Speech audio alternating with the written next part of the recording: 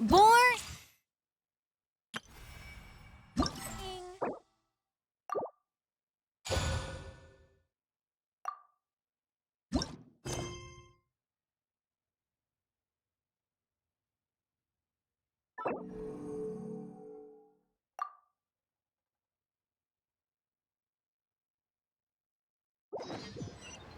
Huh!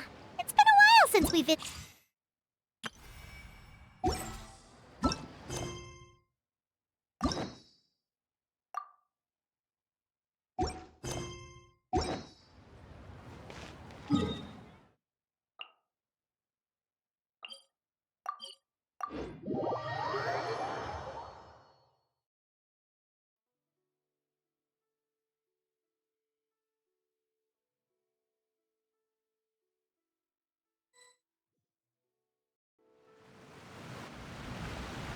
Hey, traveler, Paimon.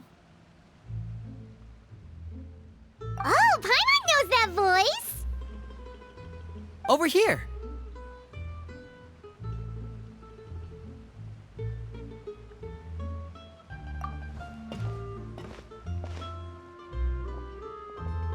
To borrow one of the more popular turns of phrase at the moment, this appears to be quite the fated reunion. Running into you two out of the blue like this has really made my day. I certainly wasn't expecting it. You can say that again. What brings you to Poisson? Wait, Paimon's got it! You must be here for one of your magic shows, right? Actually, we've run into a bit of trouble on the home front, so Father arranged for us to stay in Poisson for the time being. Oh, are Lynette and Fremine here too? Yep, along with most of the other members of the House of the Hearth. You may have noticed Poisson seems a bit more crowded than usual. So you're saying nearly the entire organization has moved to Poisson? Sounds like you've run into way more than just a bit of trouble. What's really going on? Well... Since the two of you are so curious, perhaps I can fill in the gaps. You scared Paimon half to death! Father, you're here. You know... On second thought, maybe we don't need to know. It's all probably super confidential House of the Heart stuff, right? We totally weren't trying to pry or anything. No need to be nervous. I could sense your genuine concern from your conversation just now. Of course, I can also understand your confusion. Sending so many Fatui here to Poisson, it's only natural that some might suspect an ulterior motive to be involved. I understand. I'm well aware you've had your fair share of confrontations with the Fatui in the past, and I can't exactly guarantee that we'll remain on good terms in the future. As for right now, however, I would say we have little reason to be at odds, wouldn't you agree? The House of the Hearth could stand to be more open with those who have worked so closely with us in the past. As for the issue at hand, well, it hardly relates to any ulterior motive. To be frank, it all stems from a certain rumor circulating around the House of the Hearth. It's an internal matter. What sort of rumor? A rumor that a certain phantom child is hiding away in the House of the Hearth. A phantom child? Ooh, just hearing the name is giving Paimon the creeps. A spirit that should have long ceased to exist is lurking in the shadows of the House of the Hearth. So I decided to bring the children to Poisson before continuing to investigate the situation. I expect I should be able to track down the spirit fairly quickly. After that, it's just a matter of resolving the situation, if you will. It shouldn't be much trouble at all. If you're curious, or if you still have some concerns, it might be advisable to stick around for a few days. I'm sure the children would be exceedingly pleased to welcome some visitors. Lenny, I'll leave you to entertain our guests. I have some matters to attend to. Of course, Father.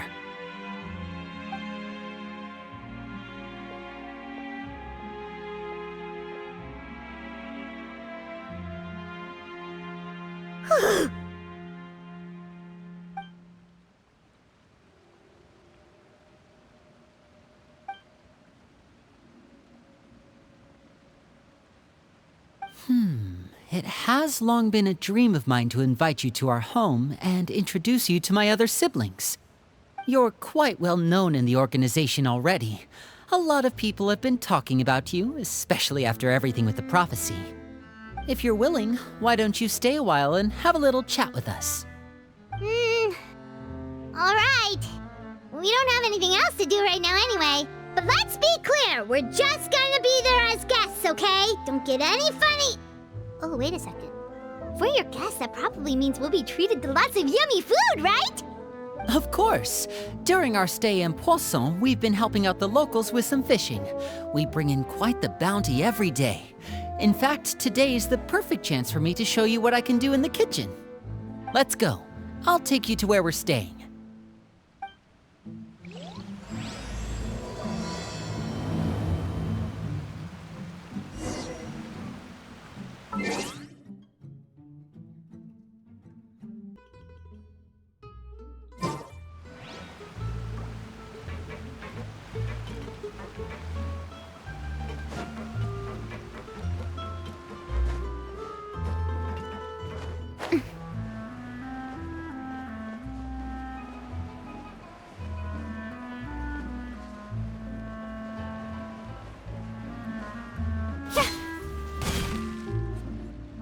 We rented this house from one of the locals to use as a temporary base. I'll come back later and tidy up a bit. After that, it should be all ready for you to stay in tonight. Awesome, thanks! So, where are we off to now? Well, when I happened to run into you two earlier, I was actually in the middle of distributing some supplies. With this many people staying in Poisson, we have to bring in outside supplies every now and then. I should probably make sure the rest of these provisions get delivered. Otherwise, people might start to get antsy. Okay, we'll come with! There are all sorts of rumors about your organization floating around out there. Paimon's not sure if she could even take a wild guess as to what's true and what's not. But now that we finally have the chance to see a day in the life of the house, we can take a good look at how you operate! Well, you're more than welcome to come along. Just follow me.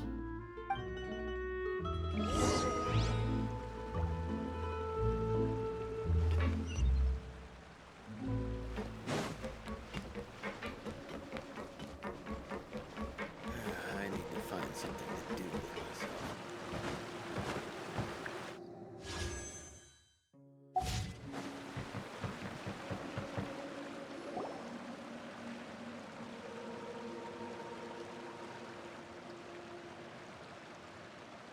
Linny, you're finally here.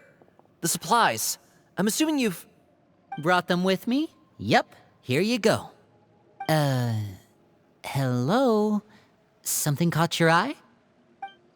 It's the Traveler in Paimon! No way!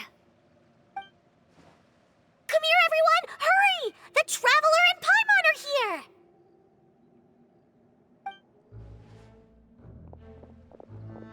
One at a time, please. Don't crowd around them all at once. We don't want to scare off our guests now, do we? Oh, it's all right! Gotta say, Paimon didn't realize we were this famous.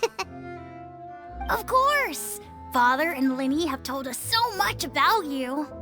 Father told us about how you helped Linny. According to her, you're a trustworthy friend. And as far as she's concerned, that's pretty much the highest compliment we've ever heard her give. As you can imagine, everyone's been very curious about you. I heard the Traveler is so strong that she can move a mountain with her bare hands. I heard Paimon eats so much that she can clean out the entire pantry at Hotel de Boer in just 3 days. Wait a second! That's the rumor you heard about Paimon? Oh, not cool at all!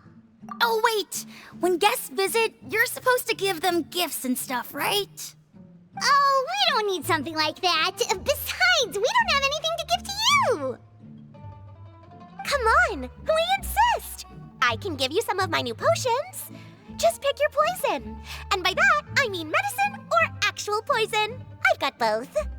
Huh? Or maybe Shaplo can teach you guys about stealth. He's super good at it. He's never been caught. Ah, now that's not a bad idea. I know you usually prefer to fight head-on, but it never hurts to expand your bag of tricks, right? When it comes to eliminating your enemies, staying quiet can go a long way. Trust me, I would know. I was poisoned not too long ago, and I'm still dealing with the after effects. So I'm not quite as good as I was before, but I could still give you some pointers. Wait, when you said gifts, Paimon didn't think you meant poison and stealth tactics. But those are the best things we can give you. You don't like them? Ooh, how about this? Tell me the name of someone who really annoys you, and we'll teach him a lesson for you. All right, Fold, Selwar. I think that's enough suggestions for now. When it comes to being a good host, it's the thought that counts. You don't need a physical gift to make our guests happy. In fact, pestering them with suggestion after suggestion might make them more annoyed than anything. I would say your enthusiasm has certainly gotten across. Really?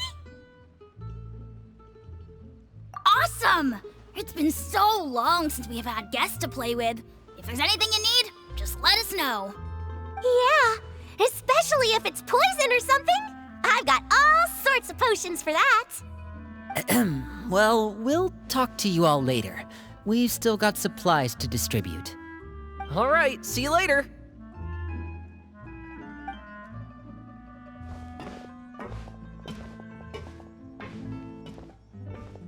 Bye!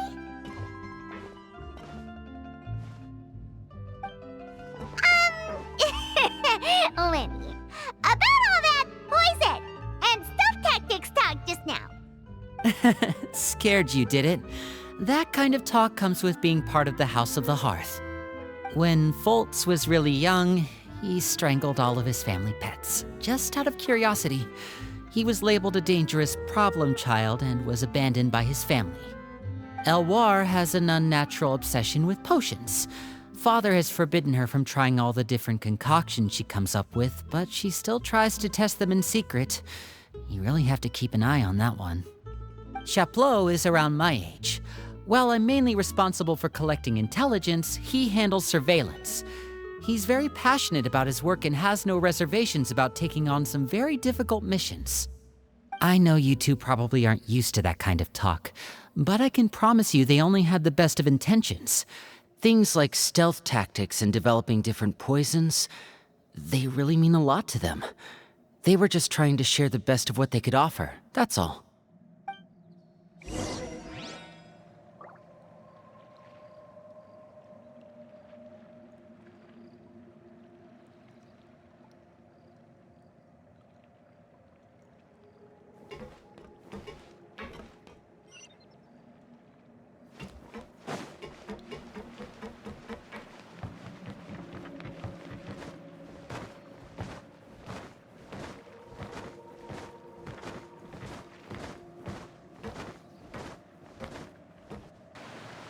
Filial, supplies are here.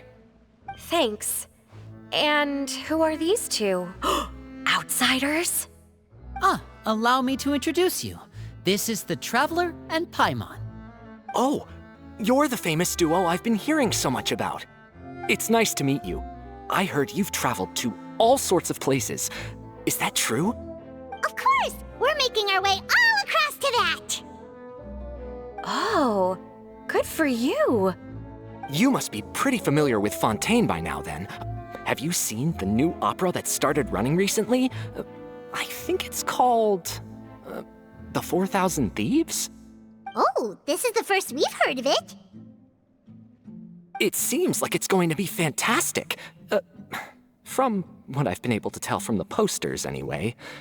You should definitely check it out if you have the time.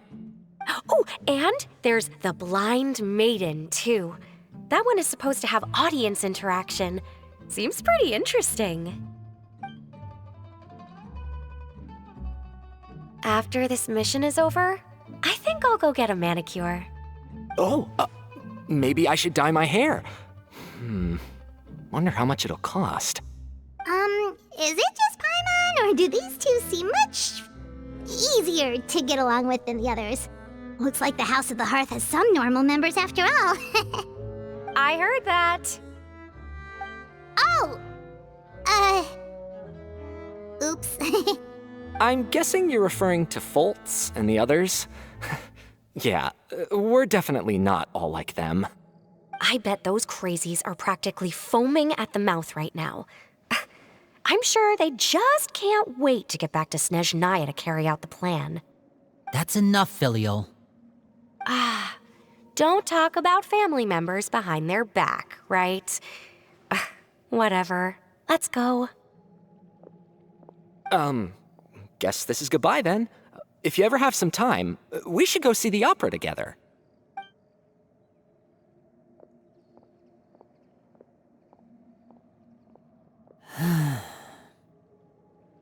Well, that's it for the supplies. We should probably head back as well.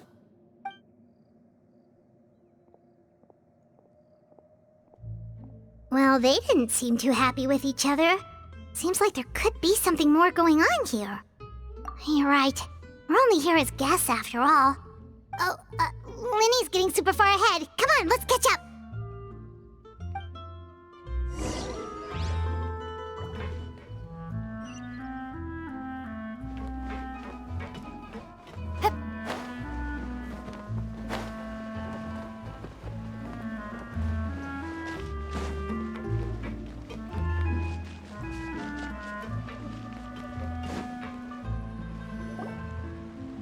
So, what do you think of the members you've met so far? Well, Father is always encouraging us to be strong-willed and independent. So if there's one thing we've got, it's people who aren't afraid to speak their mind. Well, I should probably get cooking. Wanna join? Of course! Then let's head out and... Huh? Fremine? What are you doing here? Well, Fremine! Nice to see you again! Oh, you too. I heard you're here as guests of House of the Hearth. Welcome. We were just going to make some food. Why don't you come along? I could use some help in the kitchen, and I seem to remember you mentioning you wanted to make seafood soup for the traveler in Paimon. Seafood soup? Oh, Paimon's drooling already. Were you looking for something just now, Fremine? Maybe I can help. It's nothing. I just wanted to see if there were any extra supplies. Yeah, we've got some left over. What do you need? Some food and water, and some clean cloth, if possible. No problem. Give me a second here. Food, water... Wait a minute. What do you need all of those for? You're not on any missions as far as I'm aware, and you were just going to come eat with us. So what's this all about? I thought I'd grab an extra portion because I get hungry at night. Could be because I'm growing, you know, and... Fremine, you remember what I told you? You're not like me. Your lying skills still need some work. Tell me what's going on. Is it really bad enough that you have to keep it from your own brother? Maybe it'll be better if we gave them some space.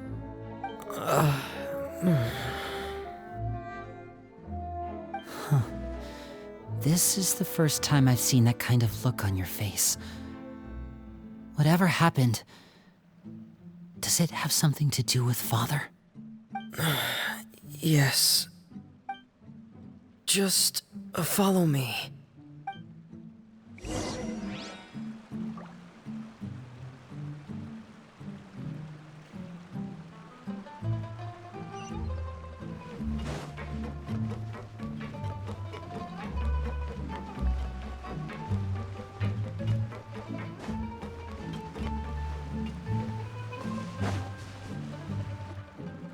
You're back!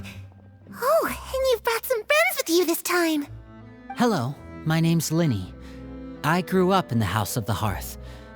And you are?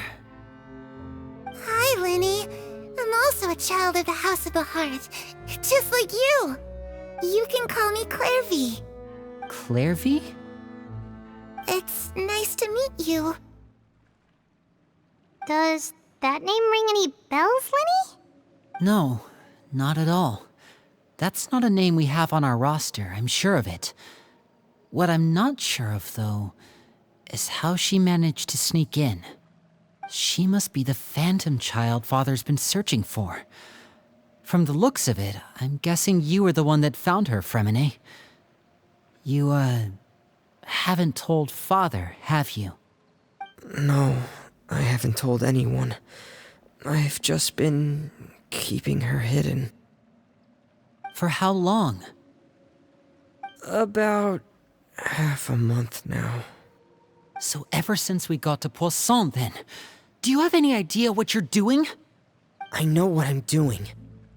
Really? 'Cause from where I'm standing, it looks like you're hiding the very person Father has been trying to find. If Father finds out about this, everyone involved is going to be punished. You know the rules of the house, Fremine. I know you do. Father doesn't tolerate any form of betrayal. So why are you doing this? I've thought it through. And I just can't hand her over like that. Linny, don't you remember last year? Chaplot nearly died after getting poisoned during that one mission. He wasn't able to get back before the poison started taking effect, and not a single person was there to help him. That night, while I was sleeping, I heard a voice telling me to go save him. I opened my eyes, but I couldn't find the source of the voice. I thought maybe I was just hearing things, but I went to look for him anyway. Luckily, I got there with enough time to save his life.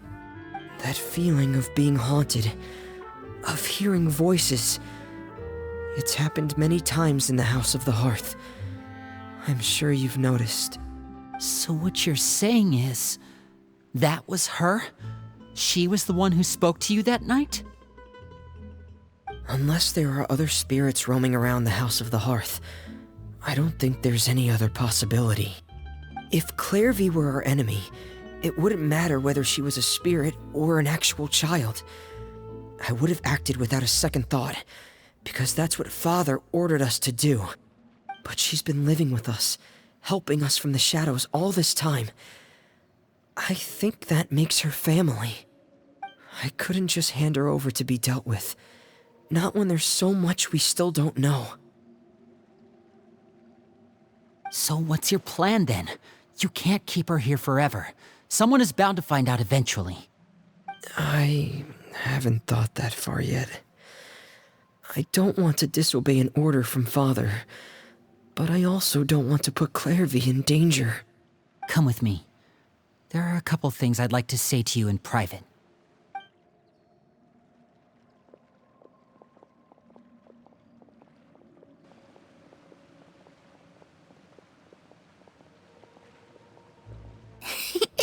Those two sure care a lot about each other. Well, they got a funny way of showing it. From where Paimon was floating, it sure seemed like they were about to bite each other's heads off. No way! They have a really deep bond. I could tell right away, because I also have a friend like that. I just don't know how long that kind of bond can last. The darkness in the house runs deeper than you can imagine. No one can get out alive. I'm sorry, Linny. I really didn't mean to drag anyone else into this. Oh really? You didn't mean to? 'Cause I for one wish you did. Huh? What do you mean? You know, when we were younger, you didn't call me Linny. You called me brother, just like Lynette. We grew up together, the three of us. We were all orphans, all rescued by Father. Of all the siblings in the House of the Hearth, I think our bond was the closest. Later on, when you started calling me Linny, I wasn't actually surprised. After all, Lynette and I are related by blood. We've had to depend on each other to survive long before we joined the house. Linny, The darkest and most difficult moments of my life happened before you and I had ever met. I'm sure that's true for you as well. Even so, Fremine, we've stood by each other for all these years now, and to me, that means more than blood. You and Lynette are the most important people in my life. No one can replace you. So I won't let you face anything alone. Not if I can help it. Oh, looks like things are getting kinda heated between Linny and Fremine. Maybe we should go check on them. Oh, it's raining. I should put my clothes away.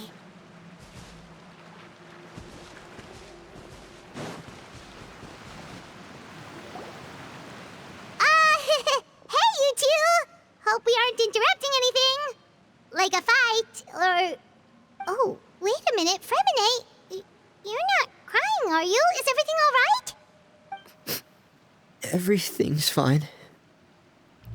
Thanks for asking. Well, we're all friends here, right? We've been through so much together, so if there's anything we can do to help, just say the word. It's just a small family dispute. It's not something our guests should trouble themselves with. In fact, it might be better if your stay ended here. What are you getting at, Traveler?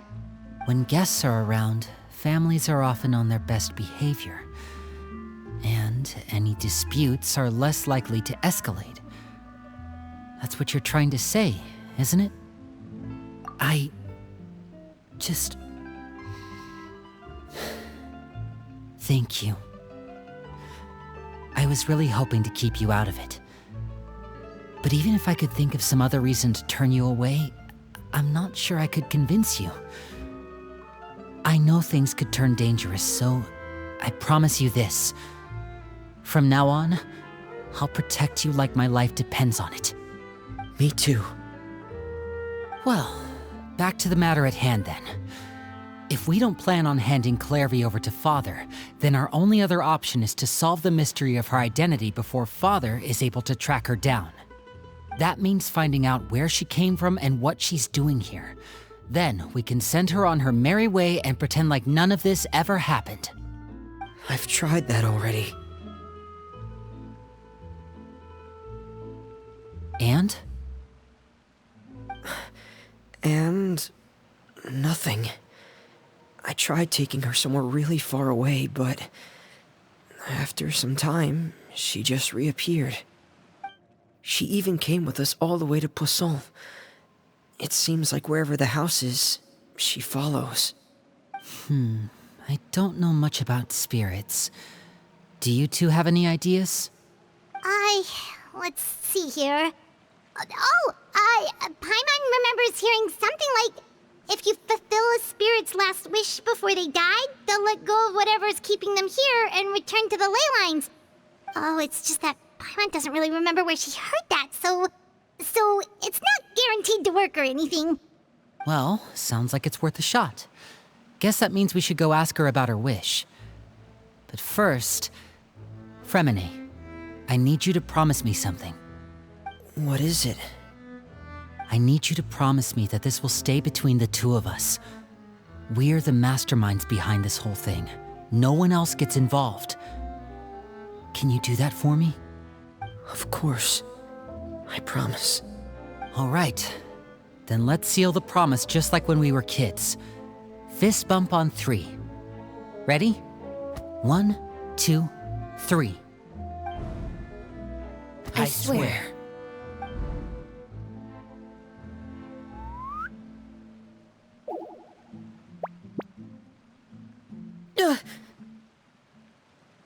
Whoa! Lynette! But what a surprise! What brings you here, dear sister? And, when exactly did you get here?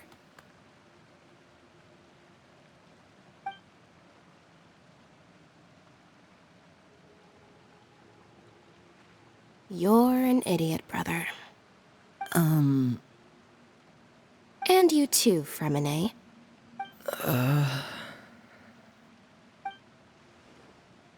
You 3, Traveler. And you 4, Paimon. Wait, what did we do? I've seen Clairvy around the House of the Hearth before. I hadn't seen her in Poisson, so I figured she must not have come with us. But it turns out you were just hiding her. I heard you talking about your plan. Rather than steering clear of the situation, I'd rather fully join in.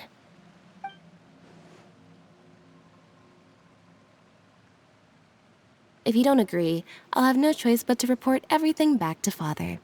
Simple as that. You're not giving us much wiggle room here, Lynette. Well, I guess we're all in this together then. After we talk to Clairvy, we'll figure out our next move. There's no time to lose. Let's go.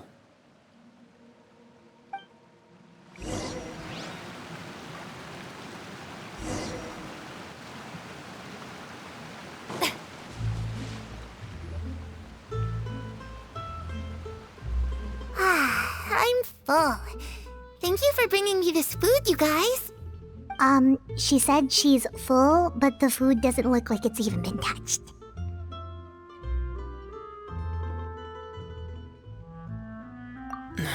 That's right. Based on what I've been able to observe, it doesn't seem like Clairvy can interact with the physical world at all. Still, when she's presented with food, she'll always linger around it for a good little while. Maybe, in her mind, she really is eating those things. Does she know that she has already passed away? I've tried to ask her, but she didn't answer. My guess is that she's just as confused as we are. Or maybe she couldn't understand the question at all. Clairvy, if you've got some time, I'd like to ask you a few questions. Sure. Oh, another new friend. Hi, I'm Clairvy. Hello. Clairvy, how did you join the House of the Hearth? Huh? Isn't it the same for everybody? The knave brings you here and then you can't leave.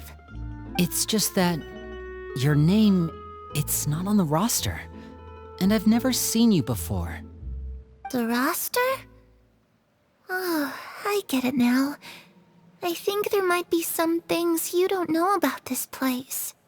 The people in charge, they're not as nice as they look. They say they keep a roster, but it's not complete. There are a lot of people who aren't on it, and never will be. In this house, some people are family, and other people are just test subjects. Those kinds of people aren't ever going to get a place on the roster, unless it's the roster of people who've been executed. Wait, does that mean the knave... She... Is there anyone that can vouch for you? Perry. She's my best friend. She's the only one I trust in this place. Have either of you heard of that name before? No. Me neither. Clairvy, Perry. Neither of those names are on the roster. But it seems like she's telling the truth. Either that, or this kid's already got a bag of tricks bigger than mine. Maybe we should try a different approach. Clairvy, do you have a wish? A wish? It can be anything you want. Just imagine. It's your birthday, you're blowing out the candles, and your wish is...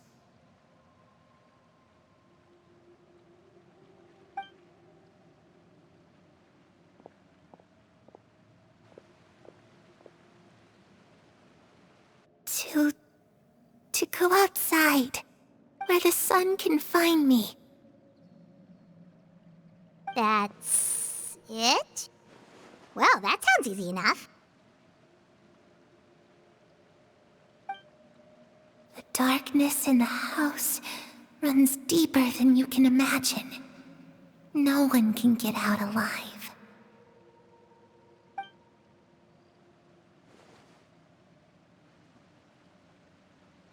Okay, time to divide and conquer. Listen up, I've got a plan. I'll try and find a way to use basic illusory magic to take Clairvy outside and bring her somewhere with sunlight. Lynette, try and find the list of executions that Clairvy was talking about and see if her name is on it. Fremine, you stay in Poisson. We can't be the only ones who've had run-ins with Clairvy. I need you to collect intel on everything she's said and done. Understood. I'll try my best. What about us? What should we do? I really appreciate your willingness to help, but this is a family matter. I don't want to drag you in too deep. It's too risky. Let me think. Since Father considers you to be guests, maybe you could stick by her side for a little while. You don't need to do anything except keep up some nice, casual conversation. Ah, Paimon gets it. You want us to distract her. I'll give you a magic bird. If Father suspects something, all you need to do is release it when she's not looking, and it'll alert me that something's wrong. Of course, that's only as a last resort. If Father doesn't seem to notice us, there's no need to make contact. We'll reconvene here tonight after all's said and done. If the worst-case scenario happens and we're discovered, just tell Father everything. We're not going to let our guests get punished for our own actions. That's where we draw the line. You too. Okay, this is where we part. Father should be at the beach nearby.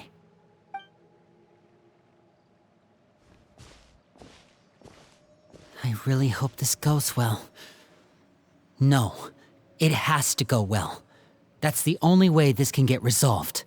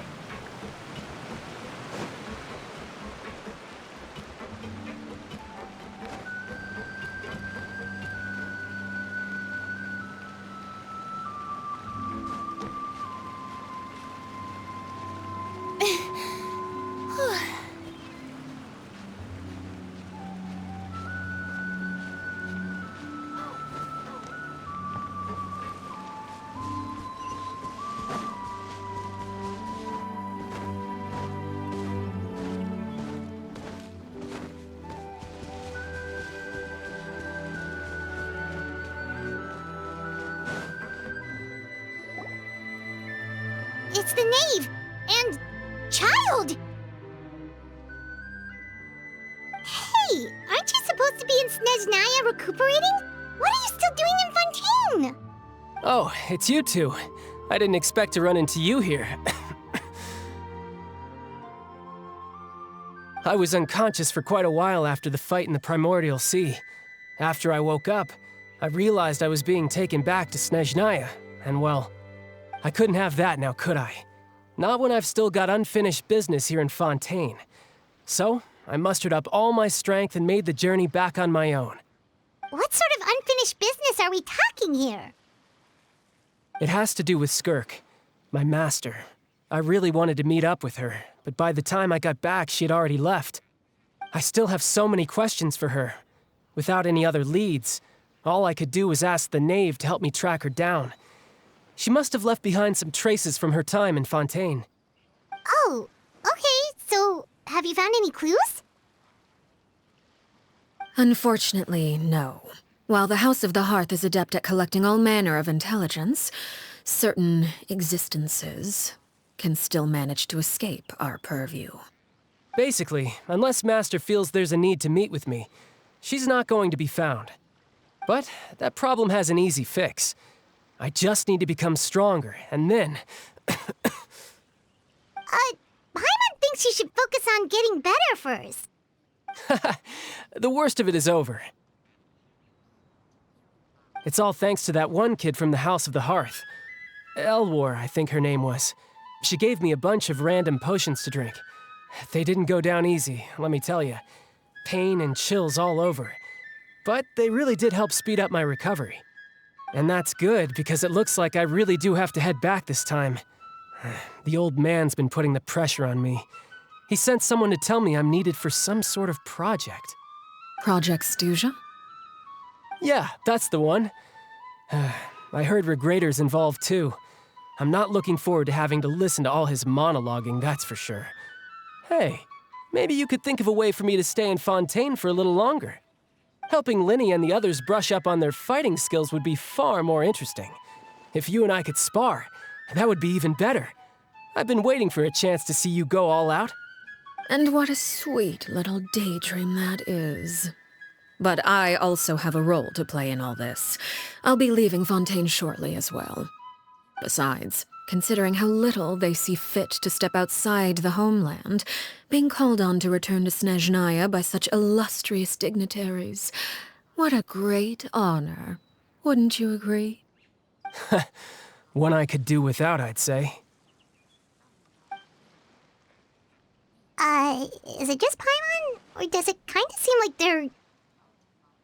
So, dear guests of the House of the Hearth, to what do I owe the visit? Well, we just... Right! We're super close to Linny and the others, but we still don't know much about you! Is that so? Introductions have already been made, have they not? Oh, well, you see?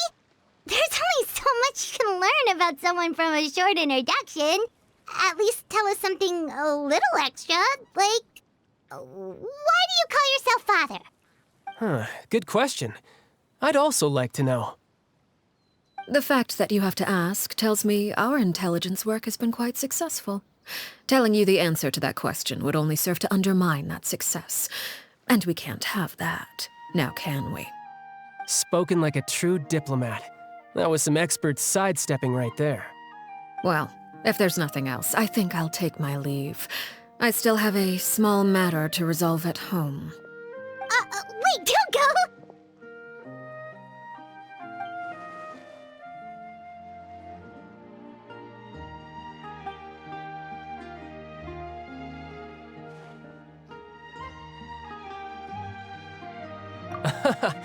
I'd also like to hear the answer to this. I've met some of the members of your organization, and they all seemed like really good kids. They actually reminded me of Tonya and Tusser. Which, by the way, if you ever betray them, I'm just letting you know, I won't let you off easy. And why would I betray them? Well, you've already betrayed the House of the Hearth once, haven't you? At least, that's what I heard.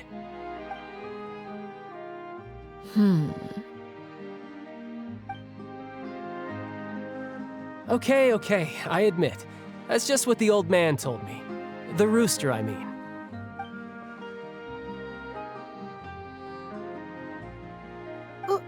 Wait, did you really do something bad to those kids? Never mind what I've done. I'm more curious as to what the mighty rooster had to say. Care to enlighten me? Well, nothing much. Just some stuff about you taking out many other members of the House of the Hearth, and even going so far to attack your own family. I see. Oh, based on your reaction, I'm guessing it's all a bunch of lies. Hardly. I don't appreciate his particular turns of phrase, but I suppose he didn't say anything untrue. Although, it would be more accurate to say that there is a certain level of prejudice involved, but I don't intend to clear that up just yet. Prejudice has a funny way of concealing the real truth behind certain things, an attribute that I find to be quite advantageous.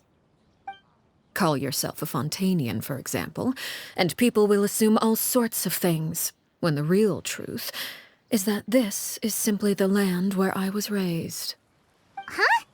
You're not actually from Fontaine?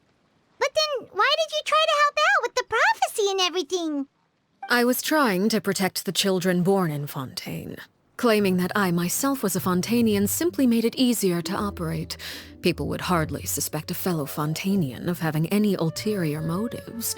Who wouldn't want to save their homeland after all? The primordial sea wouldn't have any effect on me, but it would have caused great harm to the House of the Hearth. Well, you wanted extra information, didn't you? There you go. I hope that satisfied your curiosity.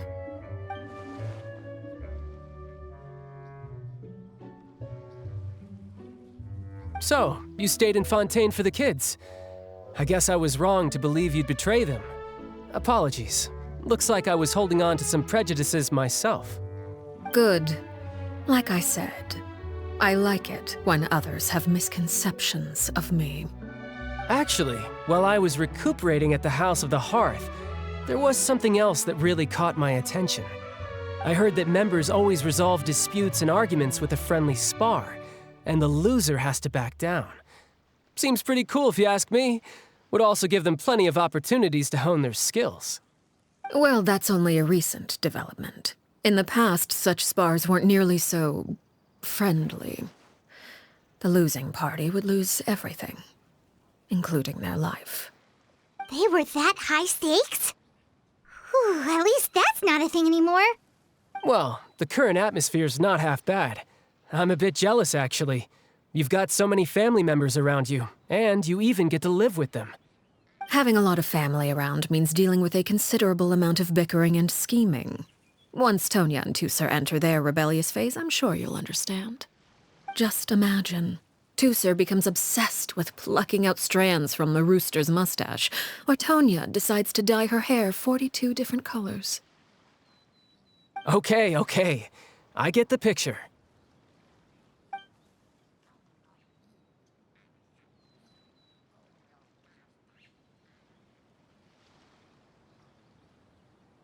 Well, would you look at the time? I should probably get going. Traveler, Paimon, I'm not sure where our paths will cross next, but the next time we run into each other, we should definitely try and find some time to spar. Again, maybe this is a conversation we can have when you look less like you're gonna keel over. All right. Well, thanks for everything, Arlecchino. No thanks necessary. You also played a part in obtaining the Gnosis. I would say we can call ourselves even. I like the sound of that. Well, I'm off. See you all some other time. We should probably get going too. Do you want to head back with us? Oh? You want me to leave so soon? Oh, well, you see, I'm rather enjoying the evening breeze. If you don't mind, I think I'll stick around for a bit. I have some things to think about. Apologies for not attending to you like a proper host. Please forgive this slight. I do hope you'll have a pleasant stay. We managed to keep her distracted until nightfall. Good thing Child was there to keep the conversation going. You don't think she suspected anything, do you? Oh, I wonder if Linny ran into any issues. Let's hurry back and see how everything went.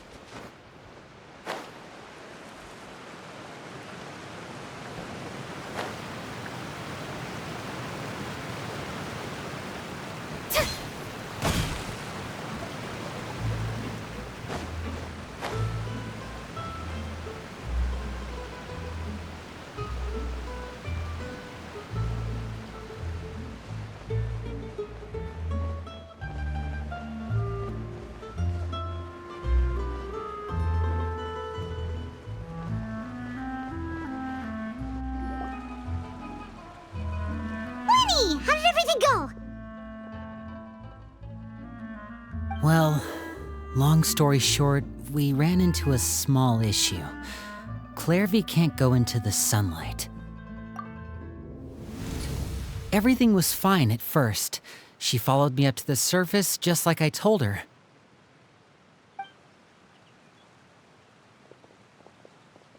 But as I led her out of the shadows and into the sunlight, she vanished. I turned around and there she was, standing at the edge of the shadows, silently watching me.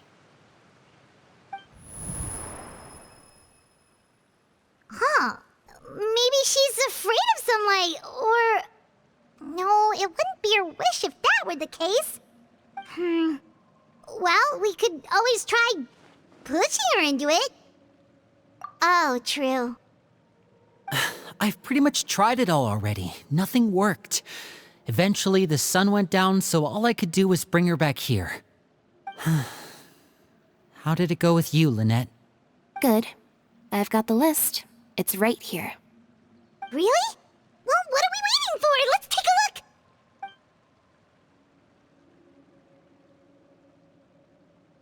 Oh, that's a lot of pages. Oh, it's gonna take forever to get through it all. We can each take a section. Here. La Pouillade, L'Endroit, Chambel, Horaire.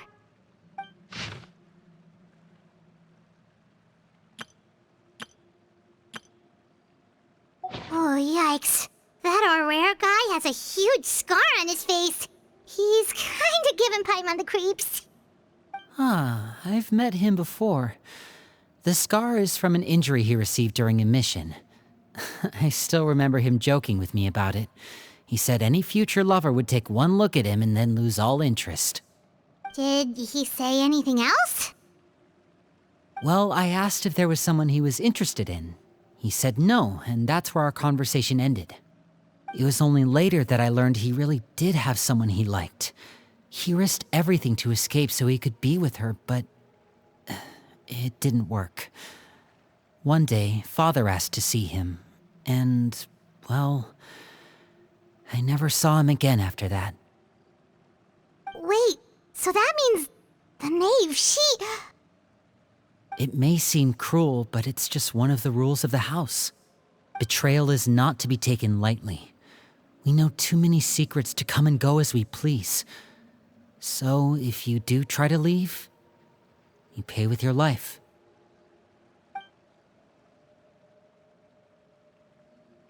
Her name's not here, huh? Well, that's not too surprising. It doesn't seem like this list is complete. It only contains records dating back around 5 years. Let's shift our attention then. Fremine, were you able to find anything out? Fremine. Sorry. I was thinking about something.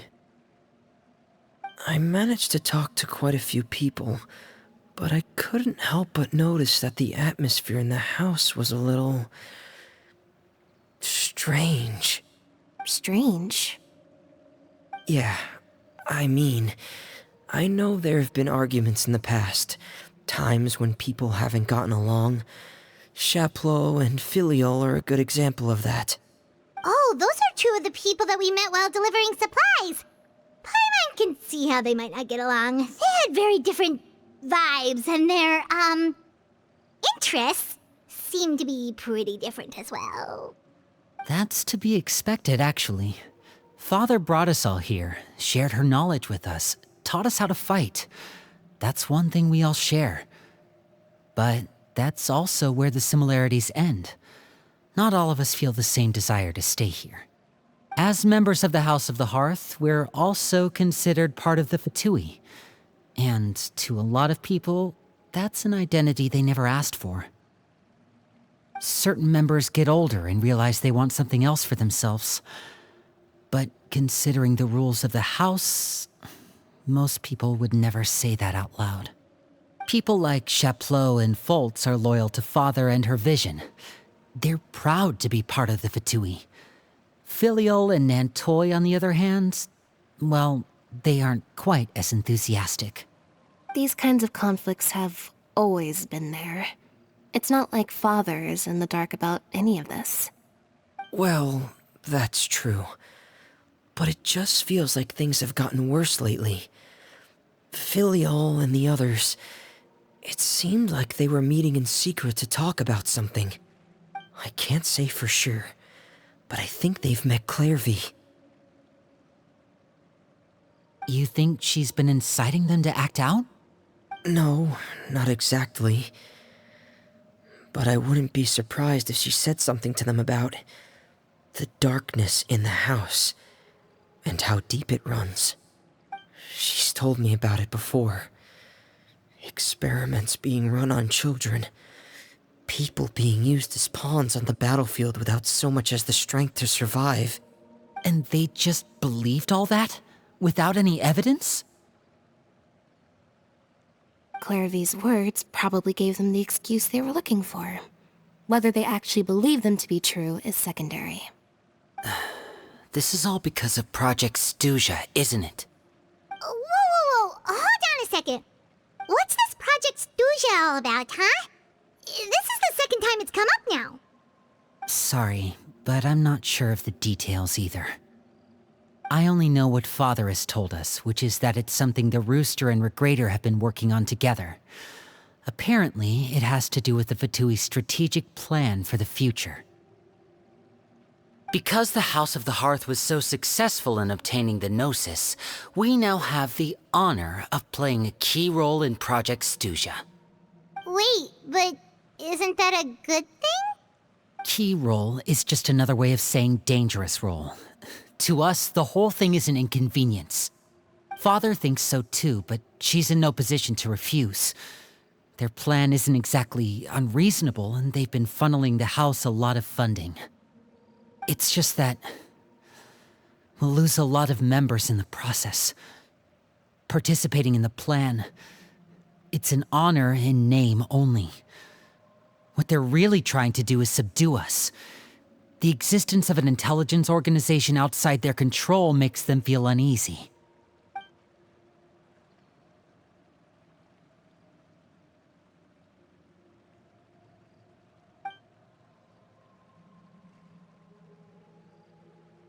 Okay, super complicated top secret Fatui business aside, what does all of this have to do with the conflicts you were talking about earlier? Paimon doesn't get the connection. External pressure has a way of exacerbating internal strife. You can't overlook the power of fear either. People are afraid of dying, and that fear is often the impetus for a lot of stupid decisions. I thought resolving the Clairvy situation would make everything go back to normal, but it looks like things are more complicated than I thought.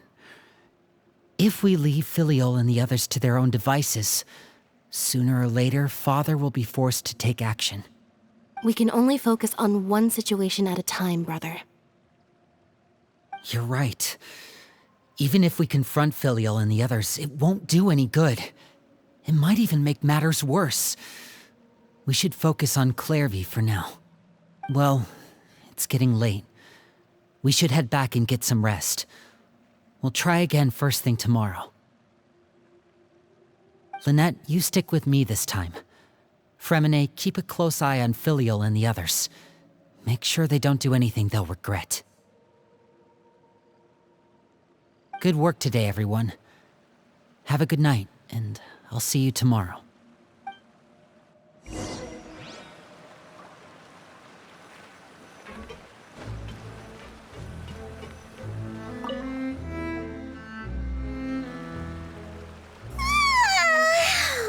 Paimon was looking forward to an early night, but she can't sleep at all. Hey, you don't think the knave will be too angry with Linny and everyone if she finds out about all this, do you? She's even scary when she smiles. If she were to actually get angry... Ooh, you have to protect Paimon if that happens, okay, Traveler? Trust is ever, Traveler. Look! Look over there! Quick! Let's catch up with her before anyone sees!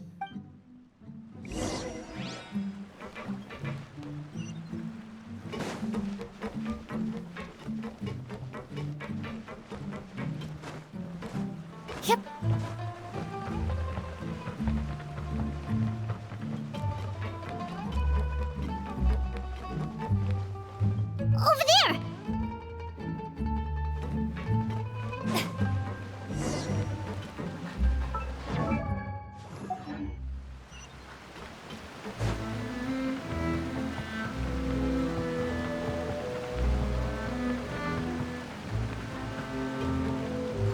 is she going? Oh, if someone sees her, we're toast!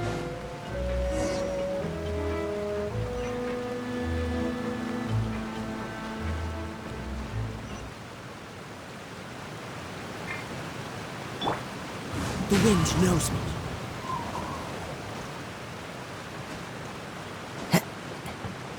Oh, look! She stopped!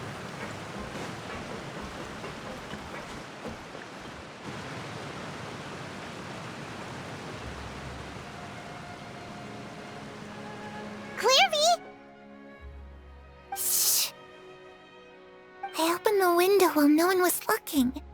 Look how pretty the outside is. If only I could have more than this.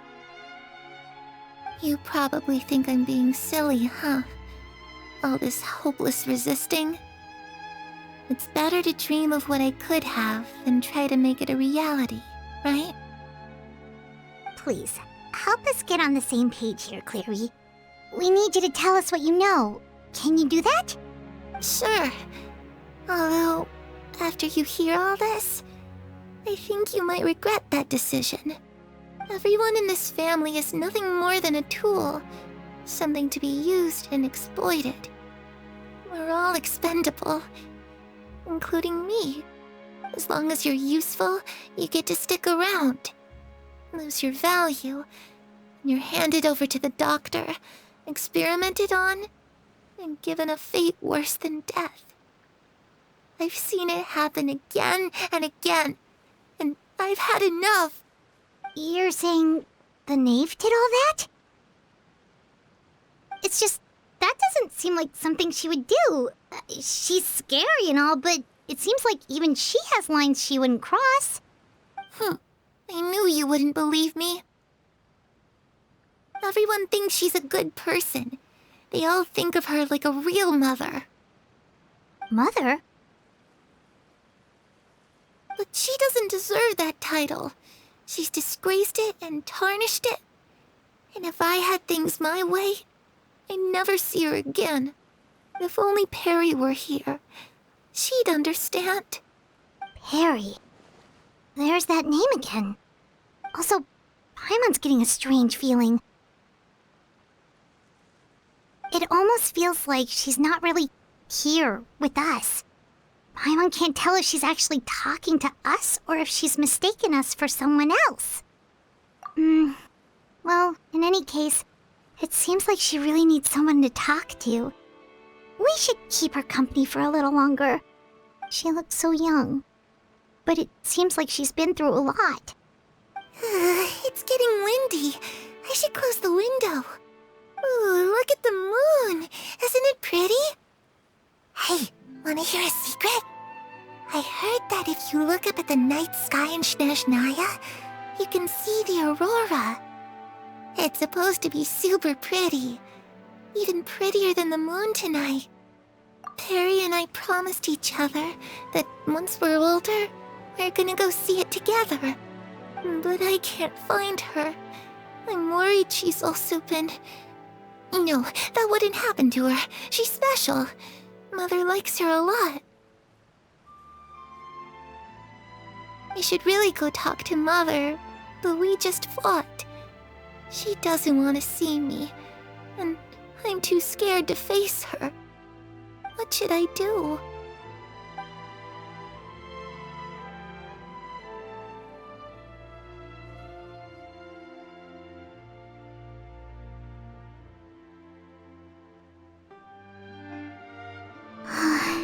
Paimon really doesn't understand what's going on with her.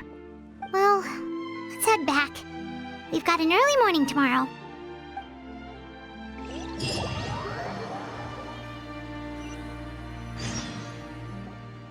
All right, looks like we're all here. Let's go ahead with the plan. Oh? What is it?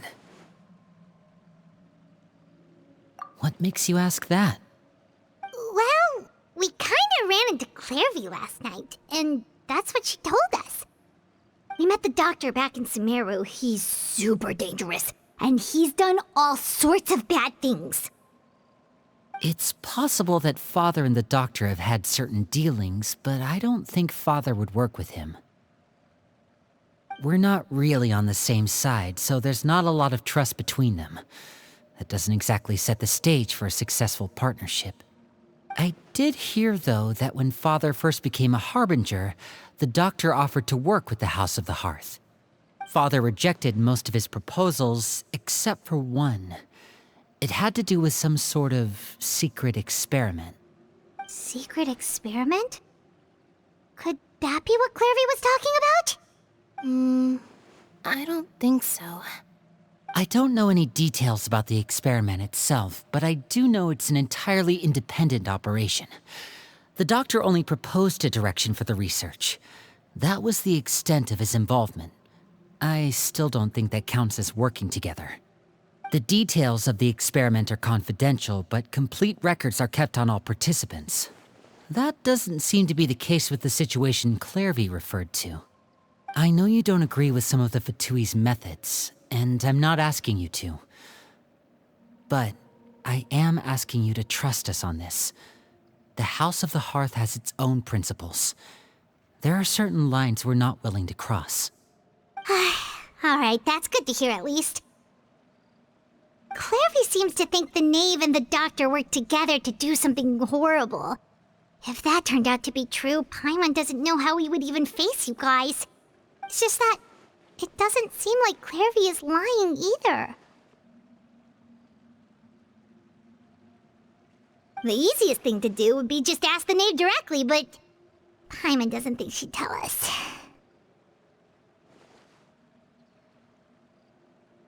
Father didn't come back last night. She's probably still near the shore. We'll be counting on you to distract her. Lynette, you're with me. Fremine, you know what to do. Be on your guard, everyone. All right, let's get to it.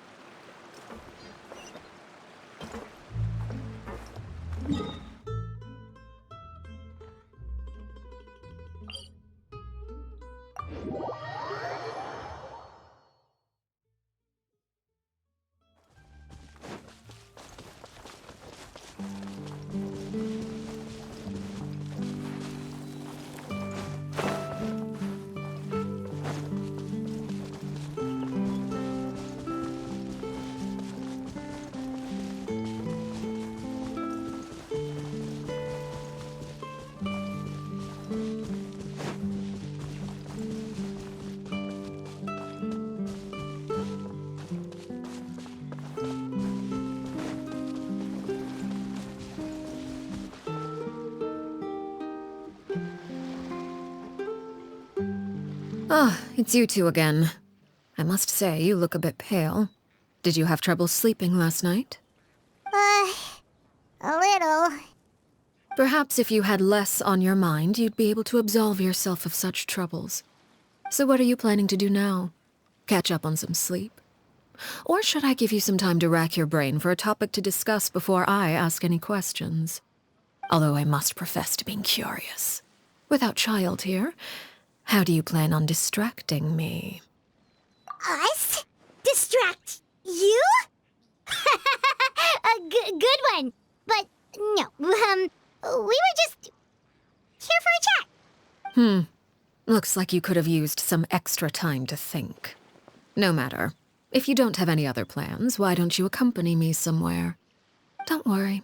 I'll be sure to steer clear of any scheming children. The ocean breeze is sure nice today. Children always think they can hide things from the grown-ups. But nothing gets past me. Least of all a little scheming. I think I'll let them have at it for a little longer. I can be very patient. Well, I'll leave you to think things over. If you're so inclined, meet me outside the Palais Mermonia. Good things come to children who do as they're told. So I do hope you decide to tag along. If only for your friends' sakes. What should we do? She clearly knows about everything we've been doing, and Paimon doesn't think it'd be a stretch to say she was threatening us just now.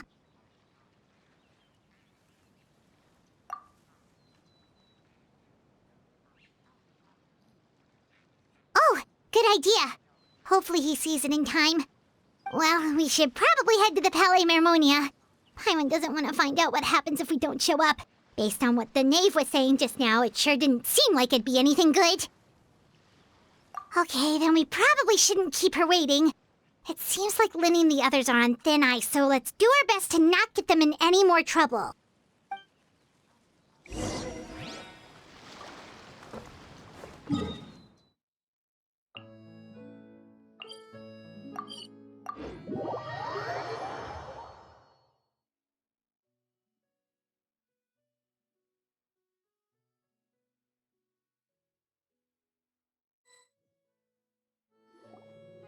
Seeing as we still have some time before my meeting, we might as well enjoy some pleasant conversation while we wait. I'm glad to see you get along with my children. Being surrounded by good companions is necessary for a child's development. You're not planning on doing anything to them, are you? I assume you're referring to Linny, Lynette, and Fremine. Although, there's that situation with Filial and Nentoy as well. It appears quite a few people have been acting out lately. No matter. I'm not one to discriminate. All those who betray the house meet the same fate. There are no exceptions. Does that mean you're going to kill them? Oh, are you here to beg for their lives? I'm sorry to disappoint, but the rules of the house change for no one. In my organization, everyone is responsible for their own actions. But don't you care about them at all? They really respect you. They even call you father. You must feel something for them. Any organization in which feelings come before principles is one destined for ruin. The House of the Hearth is hardly an exception. You could say our principles are more stringent than most. Perhaps I can offer you this consolation at least. As our guests, you two will not be held accountable along with them. I would imagine Linny, Lynette, and Fremine will be able to keep their lives. As for Filial, Nentoy, and the others, I'm afraid there's little I can do. They can try to escape, but once you know our secrets, there's no getting out alive. But that's awful. Ah, you seem concerned. Out of consideration for my guests, I suppose I could turn a blind eye for a little longer. If Linny and the others manage to dispose of Clairvy in the meantime, all evidence of their wrongdoing will be lost. In that case, I could hardly punish them for something I couldn't prove. If their efforts are unsuccessful, on the other hand, all will be held accountable, and the punishment will be severe. Of course. Oh, and here, I believe this belongs to you. Do try and keep better track of it next time. It takes a considerable amount of time to train a bird like this. It would be such a pity if you were to lose it. Permanently. Wait, where did you get that? Well, I'm afraid that's all the time we have to chat. Now, for the matter at hand. I asked you to meet me here because I have business at the Palais Mermonia. It has nothing to do with you, but I think it would be prudent for you to stick by my side for the time being. There will always be time later to run off and tell Linny what you've learned. Well, time to go. Looks like we wrapped things up just in time.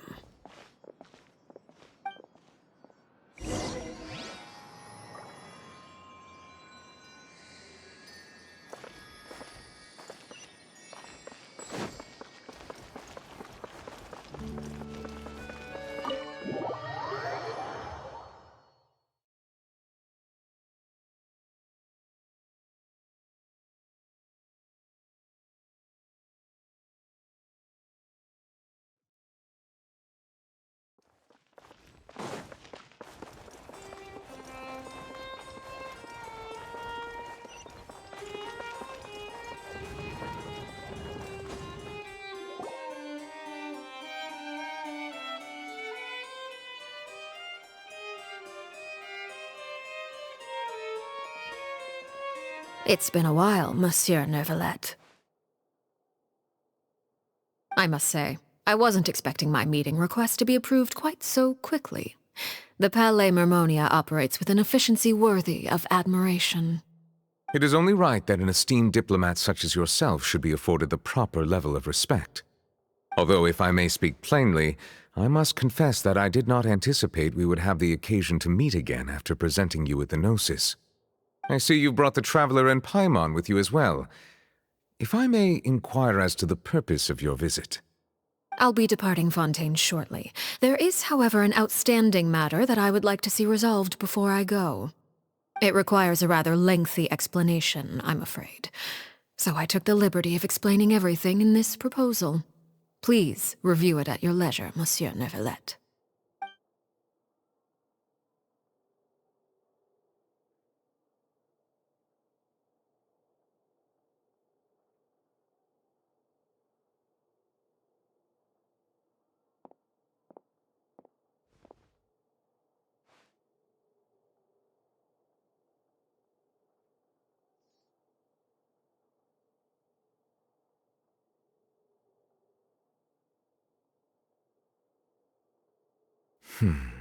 I understand your request. However, at the risk of causing offense, I must admit that I fail to see why you would wish for such a thing. I heard you have a certain fondness for water tasting, Monsieur Neuvillette, so allow me to use water as an analogy. A family is like a large body of water with countless rivers flowing in and out. As someone who watches over this system, I would hope that each river that flows from the source will eventually reach the ocean. Of course, objectively speaking, I know this is impossible. Most of the rivers will dry up along the way, disappearing into the ground and leaving nothing but a barren riverbed behind. Not all rivers are destined to reach the ocean, but I would not see their existence rendered meaningless. I believe the water that flows within them is simply meant for a different destination, like a field in need of irrigation. Or perhaps the glass of a certain water-tasting enthusiast. Did you get any of that, Traveler?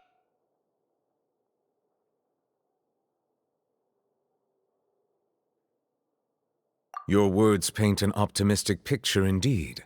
Allow me to remind you, however, few among us are willing to sip from a glass filled with tainted water. It may have been tainted at one point in time, but not to worry. I'll make sure it's drained of all impurities and returned to its cleanest form.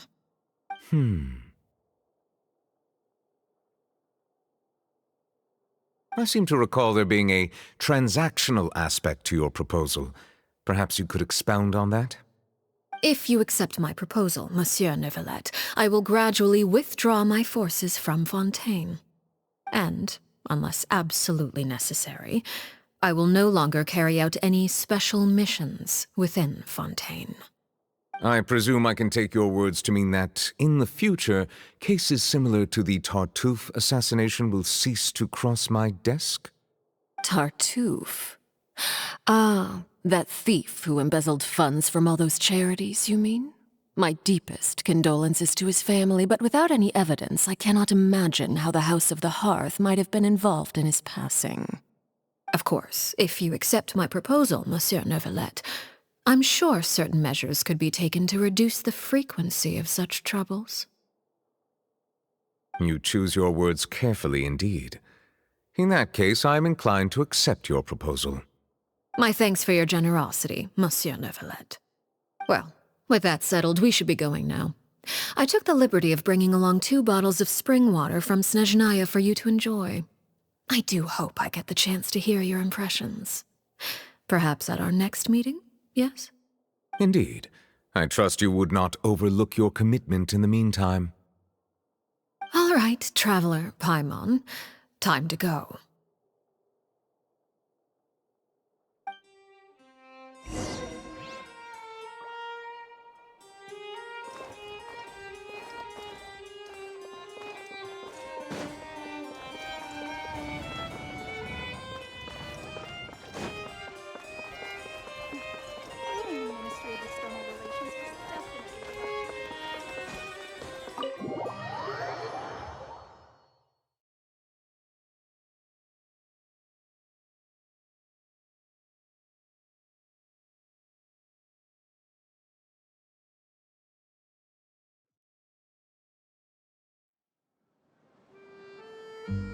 So, what exactly were you talking about back there? Paimon only heard you mention some rivers, a large body of water, and then some kind of irrigation scheme. You really want to know? I would imagine there might be more pressing concerns at the moment. Winnie, Paimon really hopes everything's going okay. Oh, Paimon recognizes that look. You've got your thinking cap on, don't you, Traveler?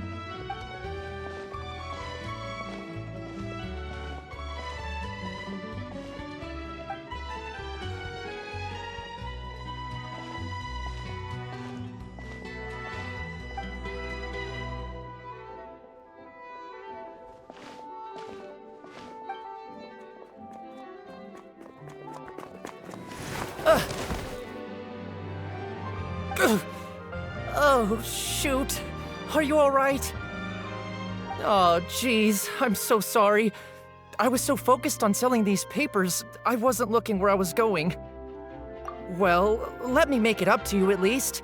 Here, take this paper. On the house.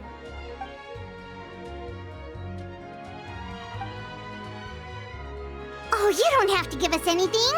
Please, I want to. It's not like I'm short on supply. All the extras will be useless come tomorrow anyway. It's my fault, really. I was just trying to bring home some extra mora for the family, but I bit off more than I can chew. I haven't had many takers today, so I'm still swimming in papers. What's going on here? Nothing much. I just ran into your friend here on accident. I should probably get going, actually, so... Hold on. Of course, I'm happy to compensate you with mora, it's just... I don't have any on me at the moment. I'll take 3 papers. Here. Your payment. Oh! Thank you for your patronage. May the Archons bless you with good fortune. If only I had the chance to run into such generous customers every day. I should probably just take on a smaller inventory though, right? I'm getting married soon, so sometimes it's hard to not get ahead of myself. Anyway, I should head out. Goodbye! Well, now that my affairs are settled, we should take the boat back to Poisson. We've even acquired some light reading to enjoy along the way. Actually, why don't we stick around for a little longer? Paimon just realized how hungry she is. She can't head back to Poisson on an empty stomach.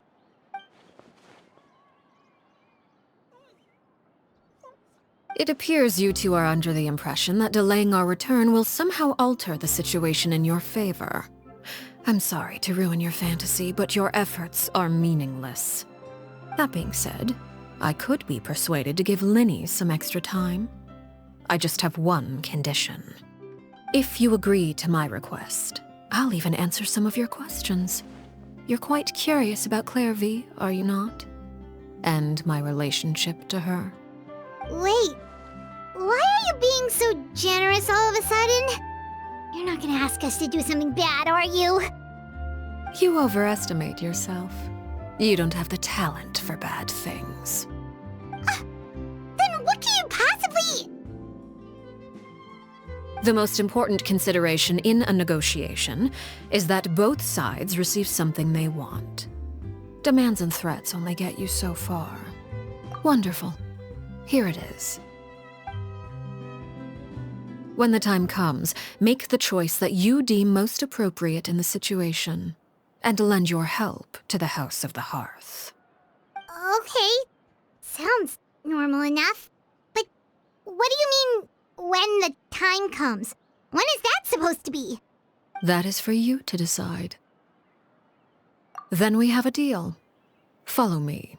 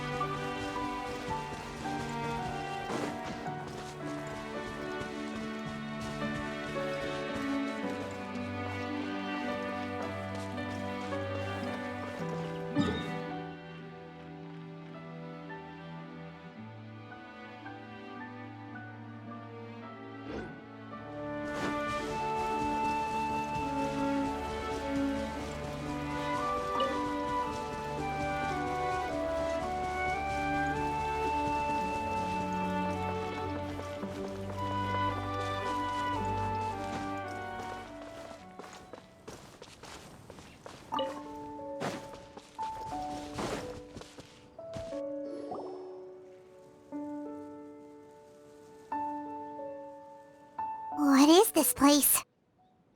Somewhere long forgotten by everyone. It used to be a grand building.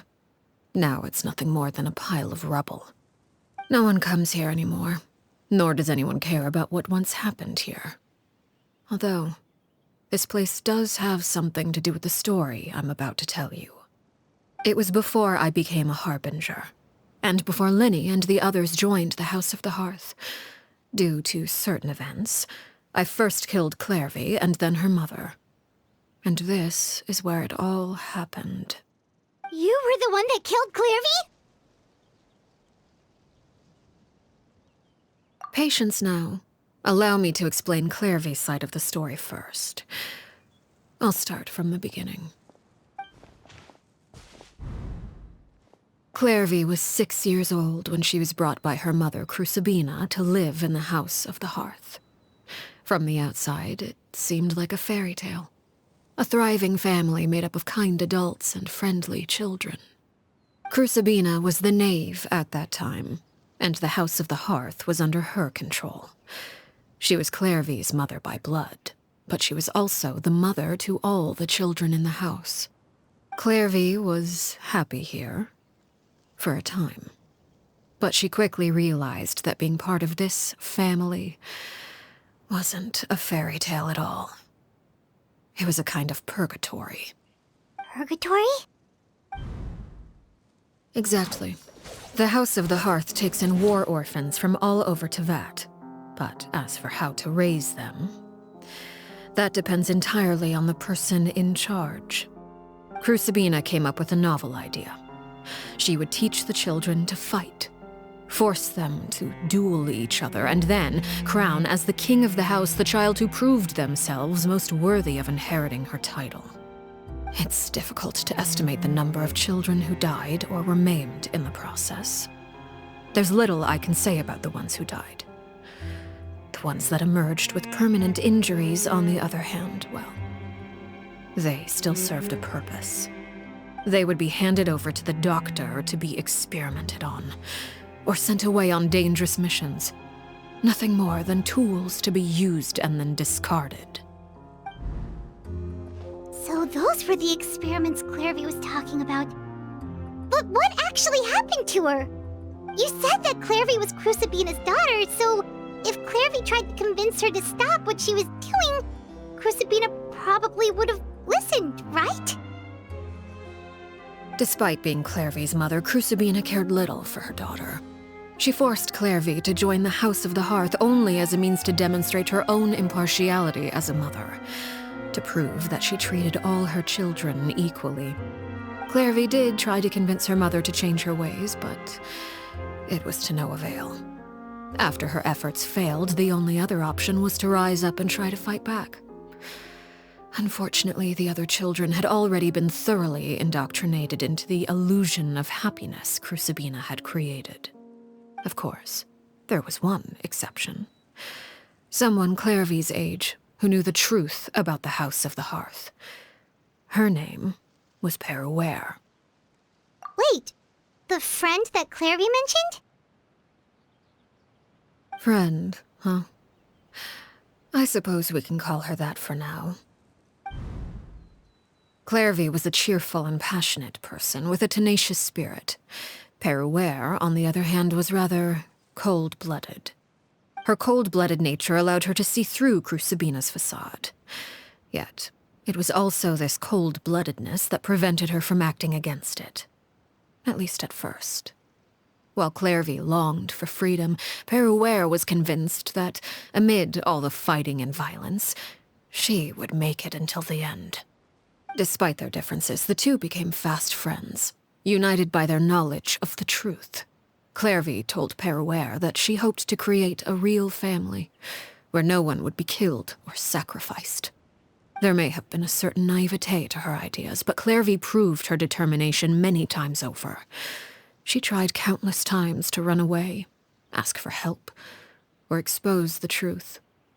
But her efforts only earned her beating after beating.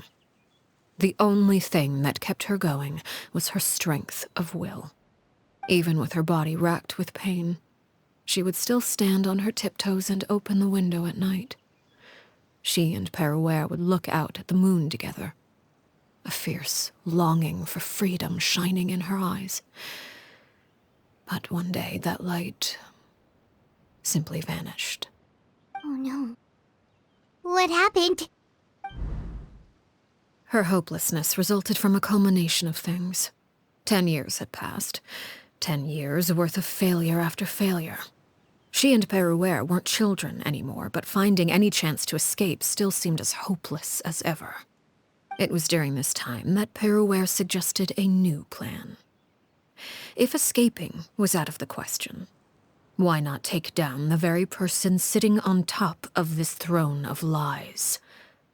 Mother herself. Clairvy rejected that proposal. She claimed that, as a famous harbinger, Crucibina possessed an unimaginable amount of power. Trying to kill her would have an incredibly low chance of success. Clairvy never gave another reason, but Perouer could see it written all over her face. Clairvy still thought of Crucibina as her mother. Killing her own flesh and blood was a line she couldn't bring herself to cross. If she couldn't escape and fight back, then only one option remained.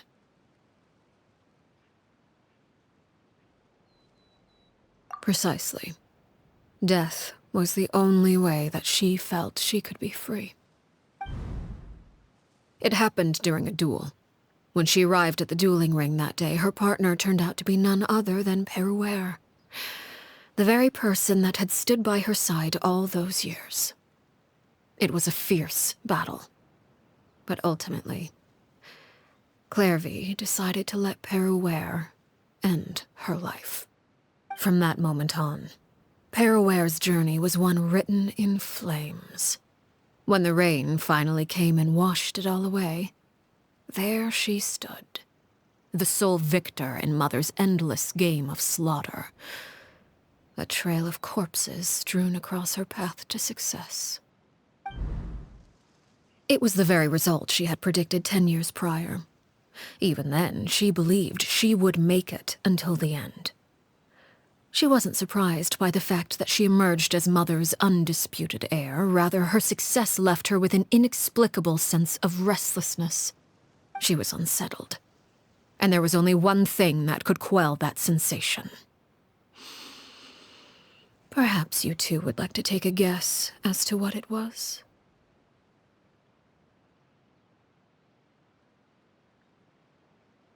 Crucibina, you mean? But... Correct. This is the place where Perouer killed her best friend. A mere year later, this is also the place where she fought tooth and nail to kill the mother they shared. The moment she acted, any conception of what was right or wrong ceased to matter. It's one of the principles of the house. Only those who survive get to write the rules. Perouer won the battle, and became a harbinger herself. After which Her Majesty, the Tsaritsa, bestowed upon her a new name. Arlecchino. So the Perry Clairvy was talking about... It was you all along. You're Perouer. Arlecchino is just a name you got later.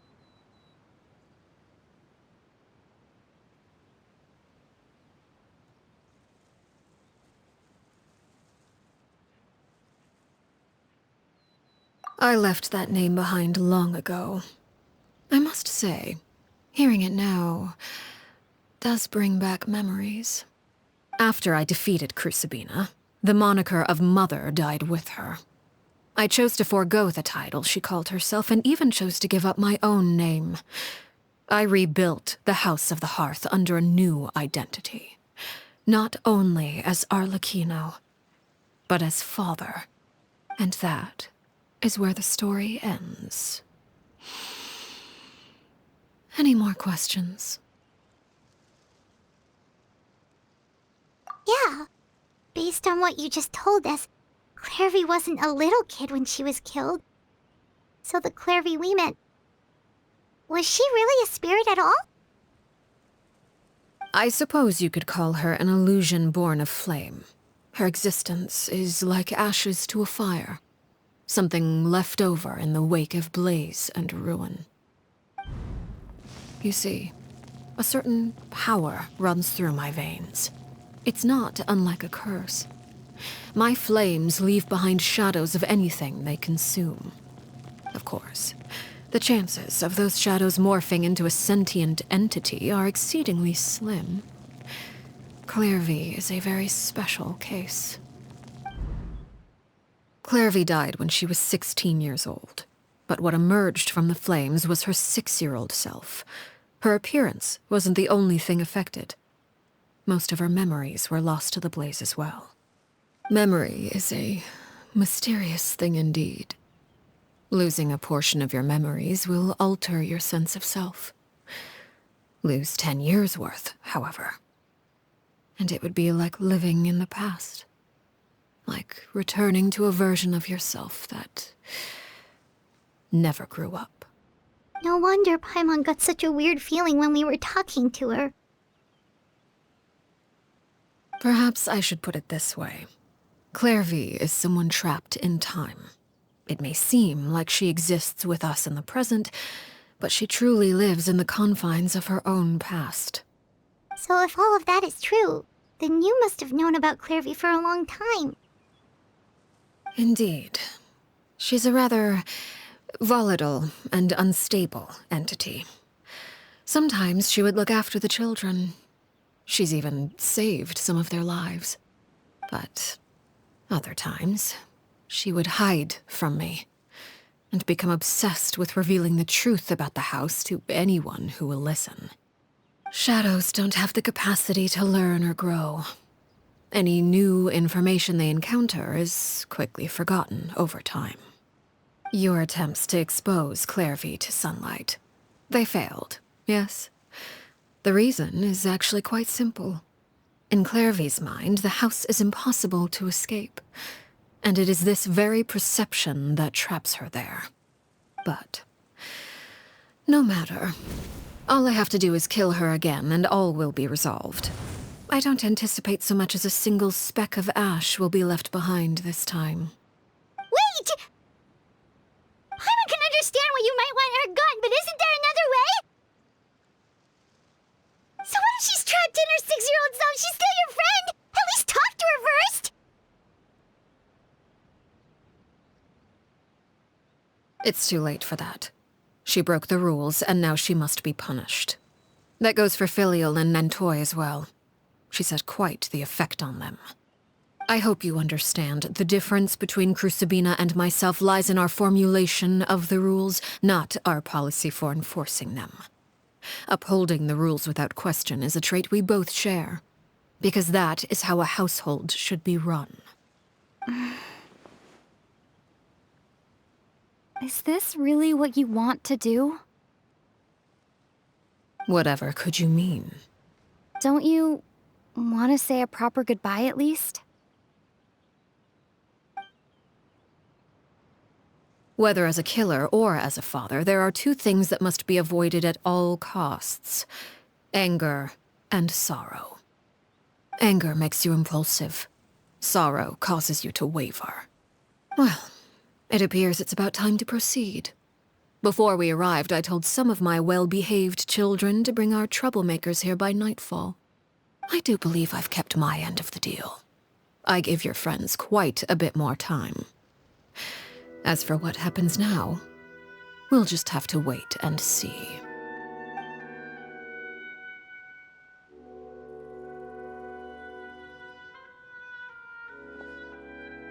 Here they are, Father.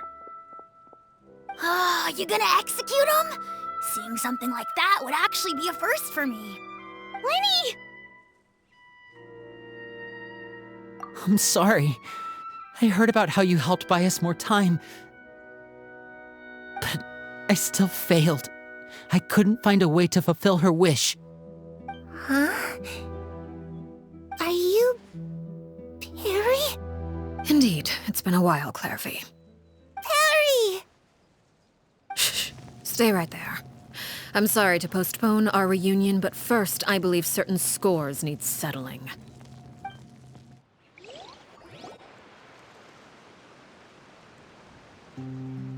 Father, let me explain. Out of my way. Father! You chose to conceal a threat to the house. And for that, you must be punished. Overall, however, I suppose your wrongdoing is hardly the most egregious of the bunch, so I'll deal with your punishments later. As for right now, the more pressing concerns are the traitors among us. By traitors? Do you mean us? Father, let me explain. We didn't mean to. Fultz, why don't you share what you heard? Yes, Father. Secret Midnight Meeting number 3. Participants, Filial, Nantoi, Sato, Toddy. Nantoi clearly said, if only Father wasn't the one who took us in. Sato added, I'm sick of this life. I just want to live as a normal person. Filial was the worst of them all. She called us crazies and said a bunch of mean things about Father.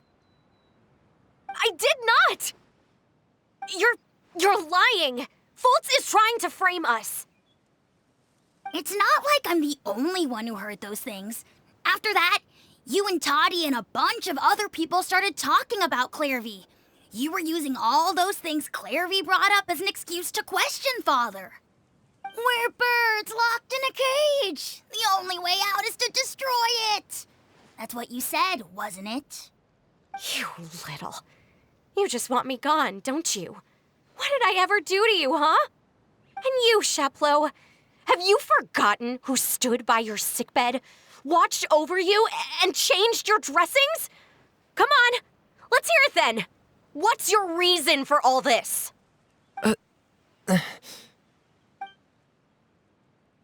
You're wrong, Filial. We don't want you to die. You're our family. Liar. You wouldn't be doing this if that were the case. So why? Why have you backed us into a corner? We all live in the House of the Hearth. You know the type of work we do, Filial. A single betrayal can cost dozens of us our lives. It's not like it's never happened before. That kind of thing is hard to forget. That's why the House of the Hearth cannot tolerate any form of betrayal. Ever since we came to Poisson, you've had 7 secret meetings. A lot of the things you talked about really crossed the line. You've been spying on us for half a month? Wait a second. Now that I think about it, the move to Poisson was just a way to make it easier to spy on us, wasn't it? Because we were all in one place. You've had this planned all along. Filial, Nantoi, I'm sorry. I owe you both my life. I owe Clairvy too. If it weren't for all your help after I got poisoned, I wouldn't be standing here today. If this were any other situation, I would do anything to repay that kindness, even if it cost me my life. But rules are rules. I'm sorry. My hands are tied. Why? Why? That's enough, Filial. We made a mistake, and we should own up to it. We broke the rules, plain and simple. And now we have to face the consequences. I'm sorry, Sheplo. Fultz. I'm sorry, Father. We accept our punishment. Chapleau, according to the rules of the House of the Hearth, how should these traitors be punished? All those who betray the house pay with their lives. And so it shall be.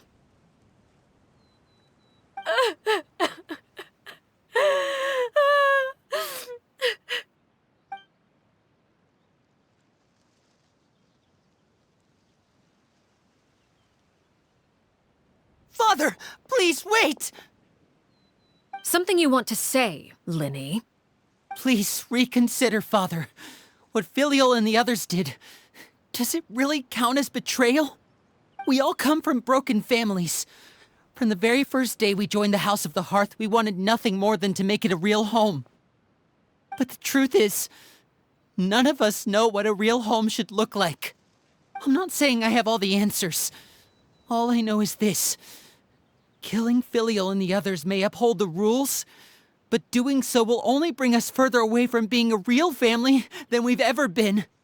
So please, Father, please, reconsider. I agree with Linny. Father, please. Linny, you...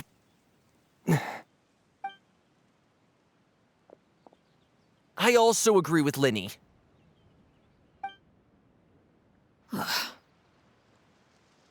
An order once given cannot be rescinded. However, given the extent of your determination, I suppose we shall have to go about this a different way. Draw your weapons and face me. Our weapons? Father, are you referring to a duel? Precisely. The rules of the house will not be altered. Traitors must be punished. However, resolving disputes with a duel is also one of our rules, one that also applies to me. Demonstrate a sufficient showing of strength, and I shall offer a concession. Wait. Beat Father in a duel? Impossible. Father is way too strong, even for Linny.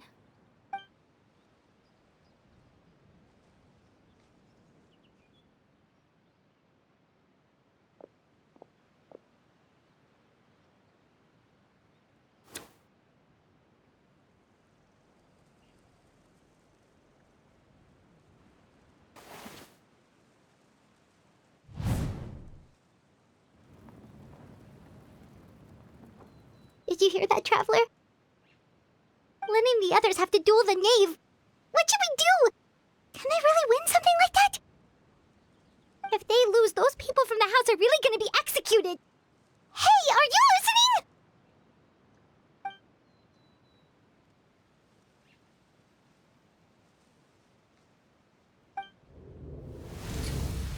Don't you want to say a proper goodbye at least? Anger makes you impulsive. Sorrow causes you to waver.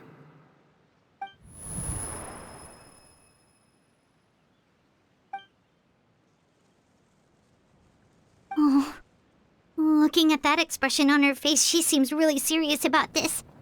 Guess that means there's no chance she's throwing the duel on purpose, huh? When guests are around, families are often on their best behavior. And any disputes are less likely to escalate. When the time comes, make the choice that you deem most appropriate in the situation, and lend your help to the House of the Hearth. What's wrong, Traveler? Hey, where are you going? Traveler?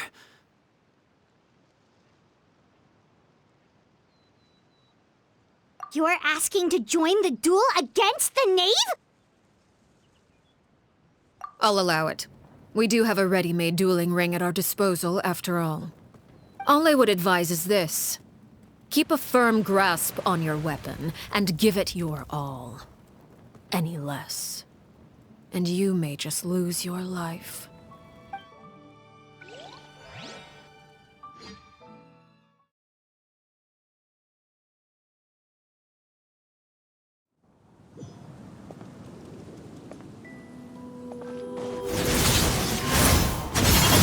Is it my turn now? As one With wind these and rising flames!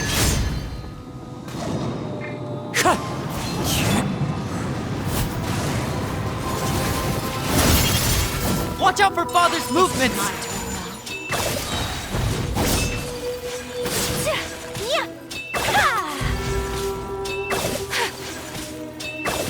With these rising flames! Let the world Is it come my alive! Over here! Now that's more like it.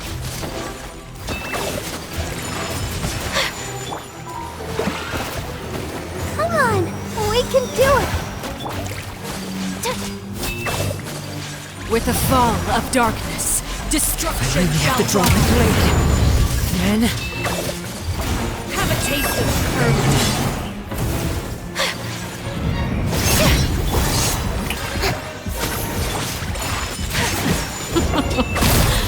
Look at you. Trapped like a bunch of helpless ants. Watch out for Father's movements! This is my turn now. Closer now. We have to end this. Who's next?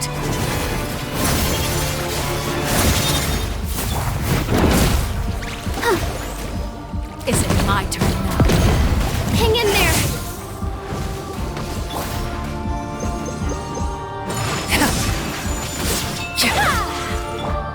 Shower me with praise. Time to shine. Is it Into my the turn wind. now? Take flight. Getting gear! Not bad. You've proven to be a worthy opponent after. Spare your energy. Running is oblivious. With these rising flames.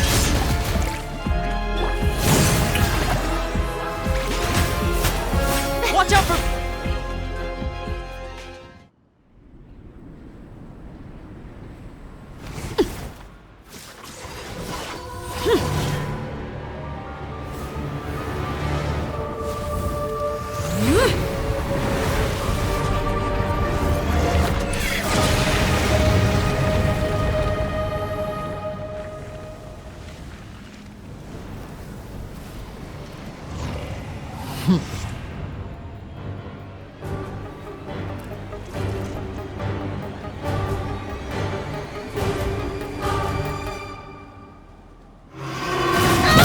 Watch out for Father's movements! Look out! My blade is all that remains.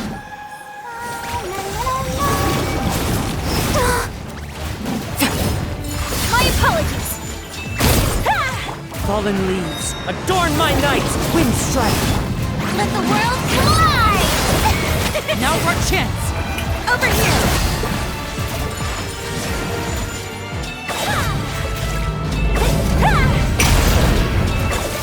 Let's see how strong my resolve truly is. Surrender. How much remains? Who's next?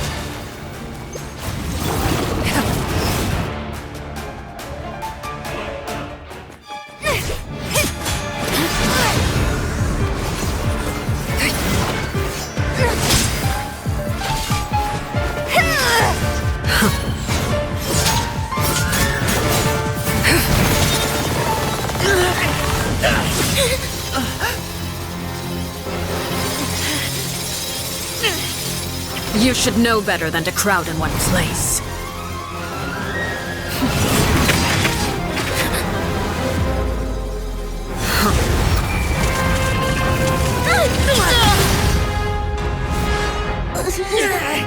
Oh, I know.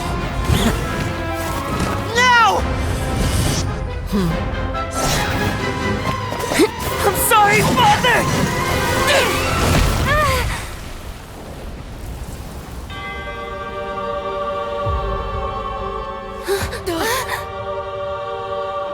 Sorry for what? This pitiful excuse for an attack.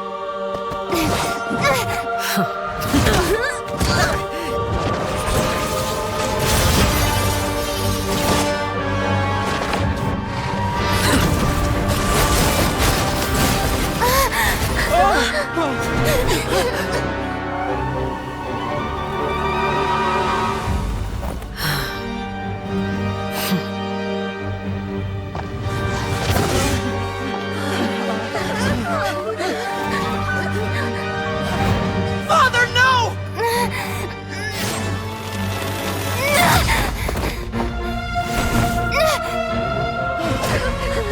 Made it out, did you? You're stronger than I expected.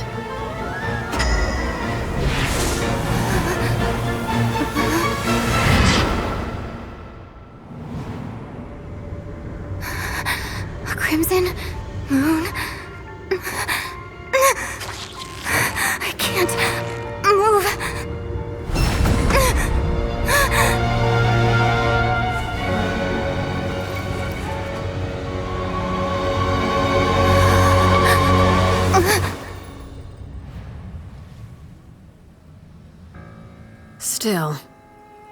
not strong enough to beat me.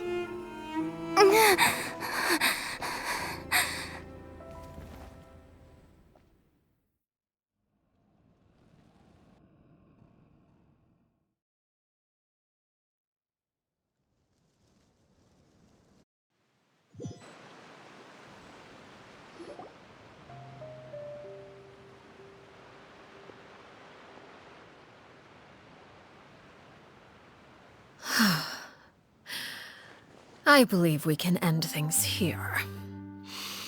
It's not often that we get to enjoy the company of guests, after all. We wouldn't want things to get too out of hand. Brother, are you all right? Lenny! Given that I am the victor of this duel, as agreed, the punishment stands. No! I never thought things would end like this.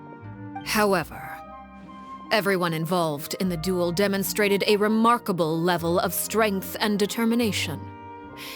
In light of this, I'm prepared to change the method of execution. Elwar, the bottled flames I gave you for safekeeping. Do you still have them? Yes? I wasn't sure what they were for, but I've kept them super safe. I didn't lose a single one. Wonderful. Then, in just a moment, I'll have you administer them. Bottled flames? Indeed. They're the product of a secret experiment. Under certain special circumstances, flames can be extracted from my person and preserved. Once ingested, searing pain will spread across every inch of your body. No harm will come to you physically, but your memories will be burned away. If you can withstand the pain. When you awake, you'll have forgotten everything you know about the House of the Hearth, and will be expelled from the organization. In other words, administering this concoction will kill the version of you that grew up in the house, and give you a new identity.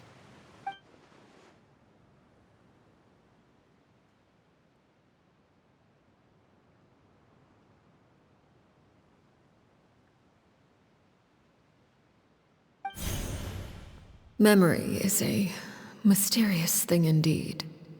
Losing a portion of your memories will alter your sense of self.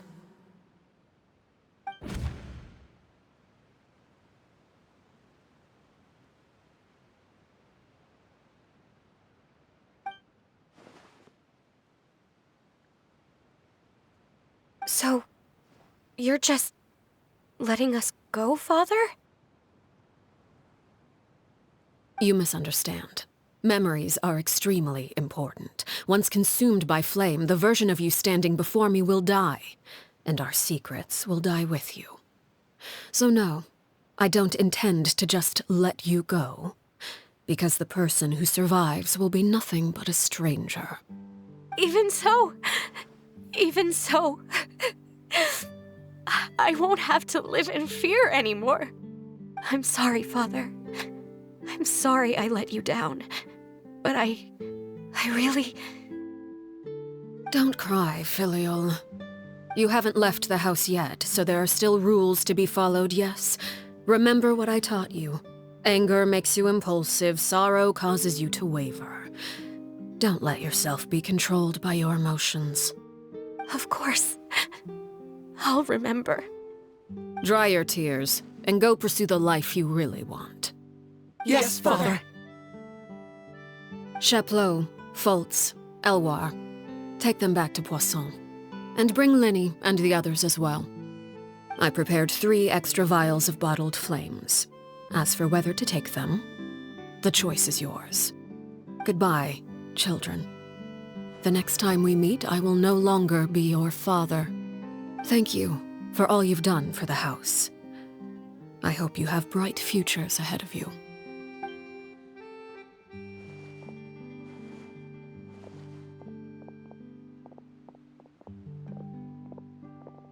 Father.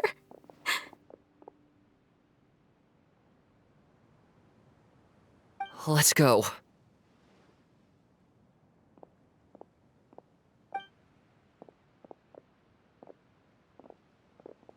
Here, grab my arm, Linny. I'll help you walk back. Thank you.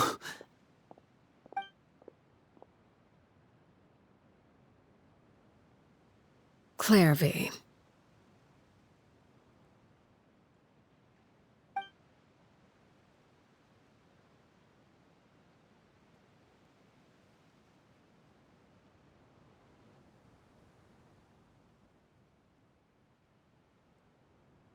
Can we talk now?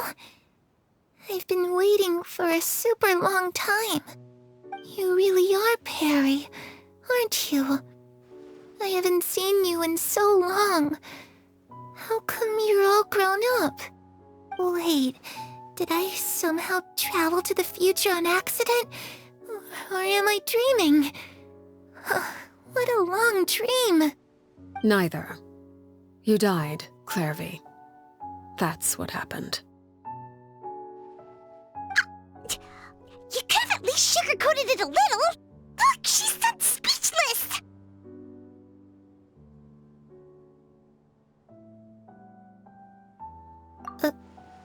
Oh. Okay then. Huh? That's it? You accepted it just like that? Yep. If that's what Perry says happened, then I believe her. Perry wouldn't lie to me. Plus, I don't really need to know why I'm like this. I'm more curious about what happens in the future. If you're a harbinger now, Perry, that means Mother is gone, isn't she? Can you tell me about it? I want to know what happened to her. And to me. You never stopped trying to defy fate. At first, no one believed you. You could only vent your frustrations to the moon. In fact, you often sought comfort in the night sky. You wanted to see the aurora, so one night we promised each other we would go to Snezhnaya to see it together. Later on, you tried to run away, but you were brought back each time. Mother spared your life, but it wasn't out of kindness. Instead, she decided to make an example of you by slowly torturing you over time. That way, the other children would know what happens to traitors. Still, you never gave up. Mother hoped that through ruthless duel after ruthless duel, she would be able to crown an ultimate victor among the children she raised. But you called on everyone to unite, to fight to a draw in order to reduce casualties. Your efforts may have only delayed the inevitable, but still. You gave them hope. You tried everything you could think of, but every attempt ended in failure. Still, you never turned your sword on Crucibina, and you never turned it on me. On that gloomy day, you told me, "For the last 16 years of my life, I've done everything I can to fight for freedom. But now, I realize that the only freedom I truly possess is the freedom to choose to die." I never imagined I would say something like that. I must have been feeling really worn down. But somehow, I still think I understand. According to Mother's plan, only one of us was going to make it until the end.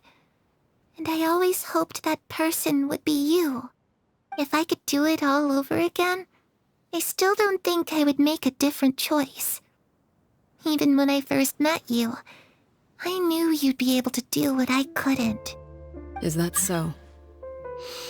Even now, I'm not sure I truly understand what kind of freedom you were trying to pursue. But as the head of the House of the Hearth, and as the children's father, I've tried to give them the most basic of freedoms. The freedom to choose their own fate. It's something I discussed with the Iudex of Fontaine. The children who want to leave the house will have their memories wiped clean of all secrets pertaining to the organization. In return, they will be allowed to live a normal life in Fontaine without being prosecuted for their past. Of course, I won't simply hand freedom to them on a silver platter. They have to fight for it and prove themselves worthy of it. Only freedom that is earned has true value. That's more than enough. That's exactly the kind of life I was fighting for. You know, Perry, I think you're a pretty amazing king, and a really great father, too. I'm really happy that you're the one who took over the house. I guess I do have one regret, though. I still haven't seen the outside world. Well, it just so happens that our dear guests over here have been to many nations and traveled to countless places. Perhaps they would be willing to tell you what the outside world is like. Really? Of course! We've traveled all over the place. We've got so many stories, we could probably talk your ears off for 3 days straight!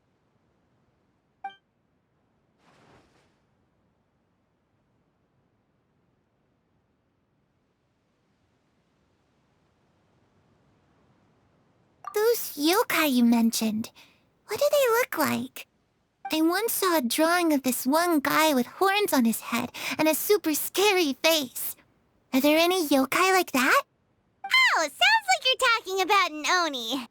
Yep, we've met one, and let Paimon tell you, they're not nearly as scary as they look.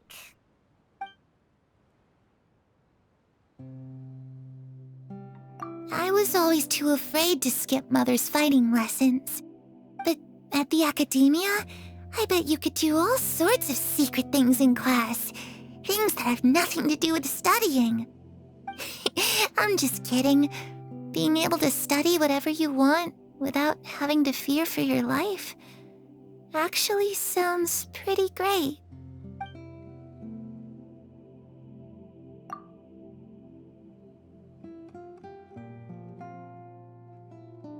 The situation was super dangerous. Lenny and Lynette were accused of committing a crime, and they were going to have to stand trial at the Opera Epicles.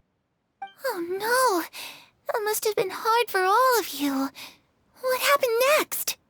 Don't worry, we were able to turn the situation around super quickly, all thanks to Detective Paimon, of course.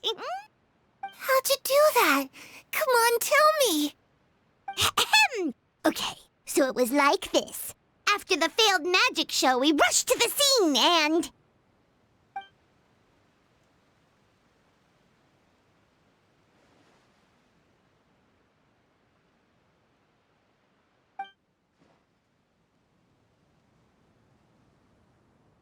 Shadows don't have the capacity to learn or grow. Any new information they encounter is quickly forgotten over time.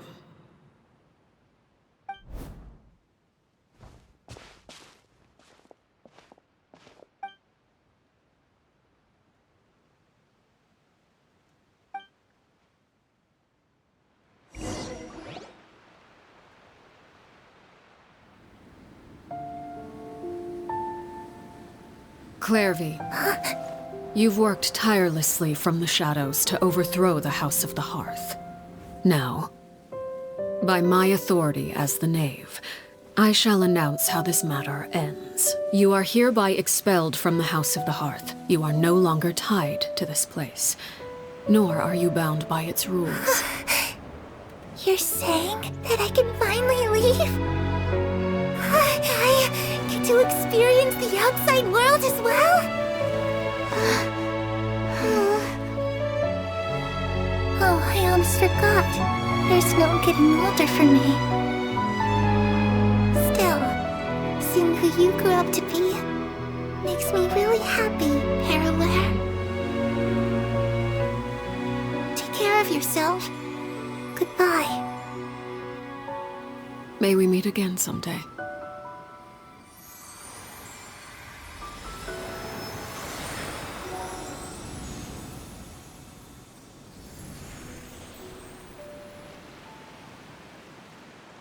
Clairvy.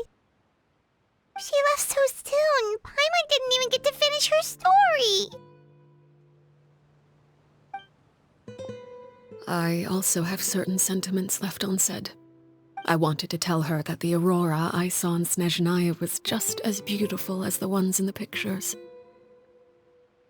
But a shadow's memories reset at dawn. Had we delayed any longer, we wouldn't have had the time to say goodbye. Whatever regrets may linger, let them be lost to the coming of a new day. Father?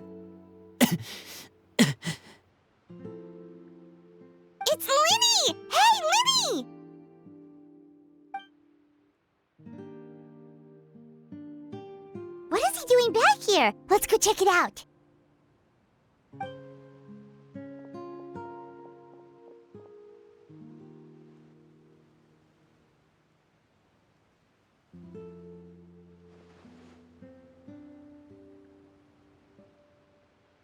Father, the bottled flames have been administered. Filial and the others have left the house. And you? What have you decided? Thank you for giving us that choice, Father. But we never wanted to leave the house. It's the only home we've ever known. Lynette and Fremine feel the same way. They're recuperating back at the Hotel Bouffe d'été. But I decided to come back and tell you where we stood. I'm sure you're well aware of the expectations I have for you. I want you to follow in my footsteps and become the next king of the house. Yet you seem to have different ideas. I must admit, I'm rather surprised by your decision to stay. There's nothing wrong with choosing to live a quiet life. Leading this organization is a heavy responsibility, one not so easily carried by someone forced onto the throne. I just never understood what you saw in me. What made you believe I was deserving of that throne? You're brave, talented, and, most importantly, you cherish your family. You would do anything to protect them, even if it costs you your life.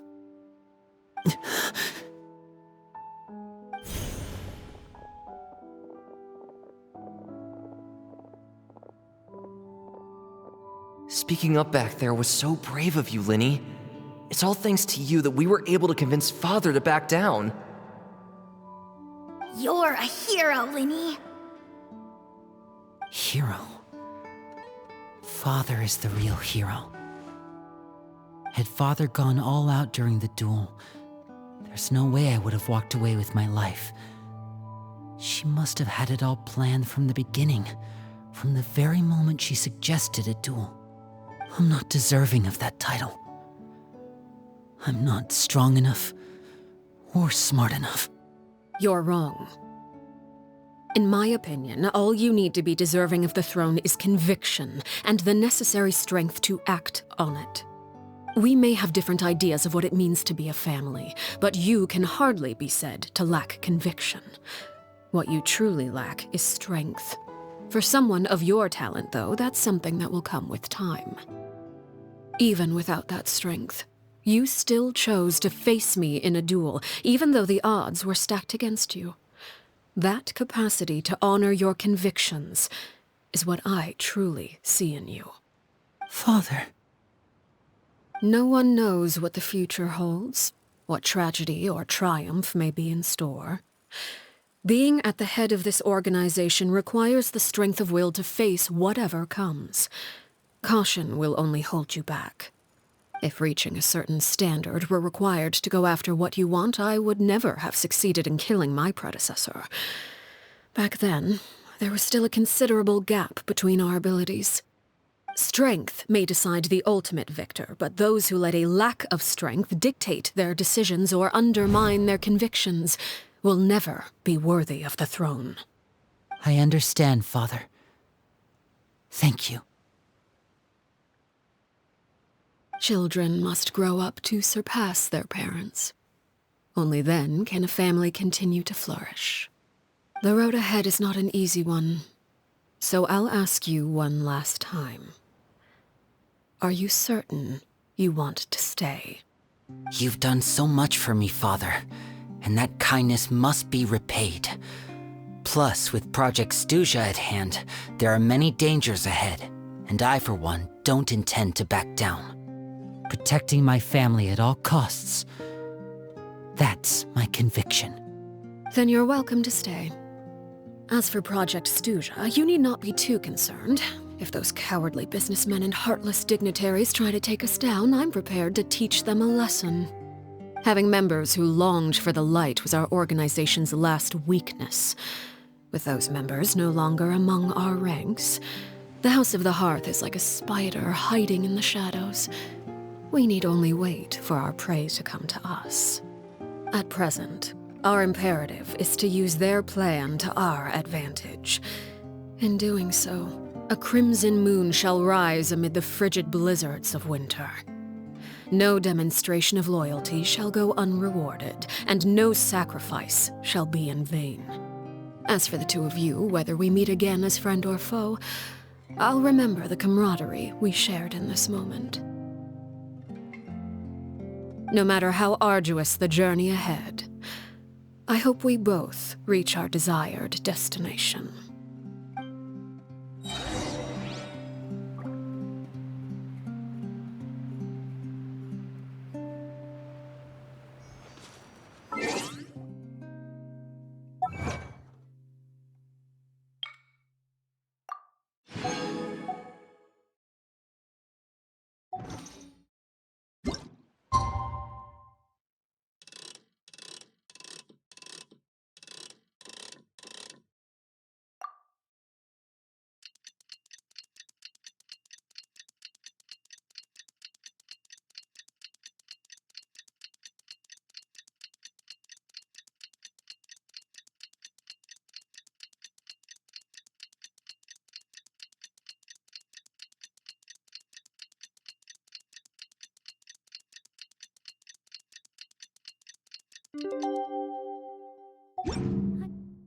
I wonder when I'll be as tall. Didn't Linny say that Lynette and Fremine were recovering at the Hotel Bouffe d'été?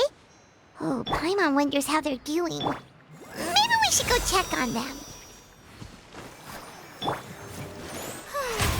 May I present?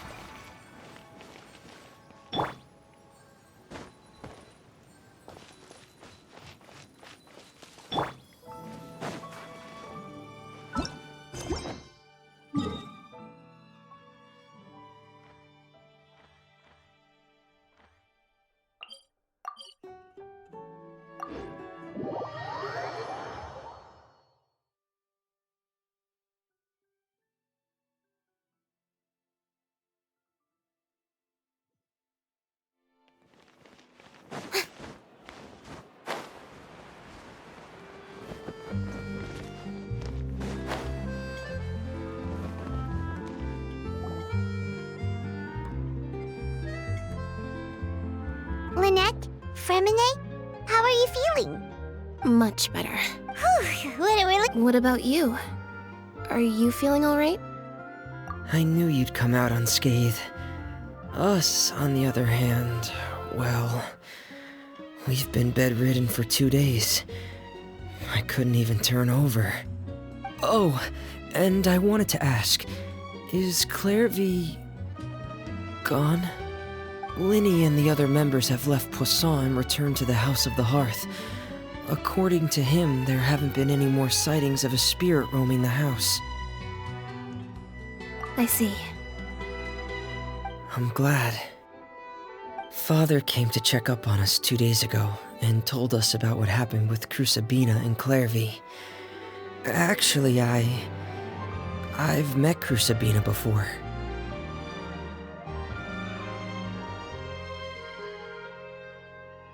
Wait, what? You've met the former knave? Crusabina died a year after Clairvy. It was during the year between their deaths that I joined the House of the Hearth. Crusabina had an extremely cruel and radical way of doing things. While she was alive, the atmosphere in the house was suffocating. When I joined, though, the experiment she valued so much had already come to an end, and all the people involved, dead and injured alike, were gone. Crusabina never talked about the past with us newcomers. A couple of months after I joined, Father killed Crusabina and burned all her files. With that, the names of all the people subjected to her experiments, Clairvy included, were lost to the flames, along with the painful memories they represented. Father took in Lenny and me a couple months after that, but she never mentioned anything about Crucibina or Clairvy.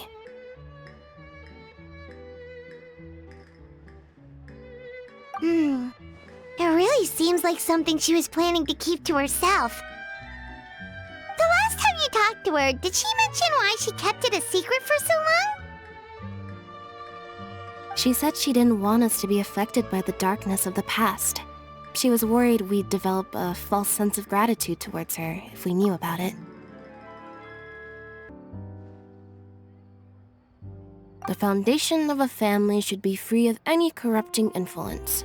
Whatever happened in the past, it has nothing to do with who we are now. And that's what Father told us in the end. But I still thanked her for everything. It was only after hearing about what Crucibina did that I finally realized how insignificant our lives could have been. The members of the house meant nothing to her. To say that she valued them in any way, even just as a tool, would probably be giving her too much credit. If Father hadn't taken over the House of the Hearth, I probably would have already...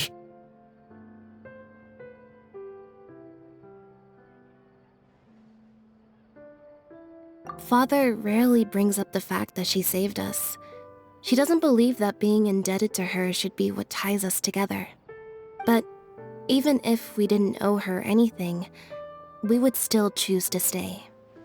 Because this is our home. We may have arguments or times when we feel wronged. Some people may even choose to leave. But as long as Father is here, we will always have a home. Whether the path before us is bathed in sunlight or shrouded in shadow, we'll follow Father wherever she chooses to go. So I wanted to say thank you for helping us make it through this crisis. Without your help, we could have lost a lot more along the way. Oh, we didn't do anything, really. Of course. You're welcome anytime. Are Filial and Nantoy okay? I actually saw them at a cafe this morning. They didn't recognize me. From what I could tell, they were drinking coffee and talking about one of the operas that started running recently.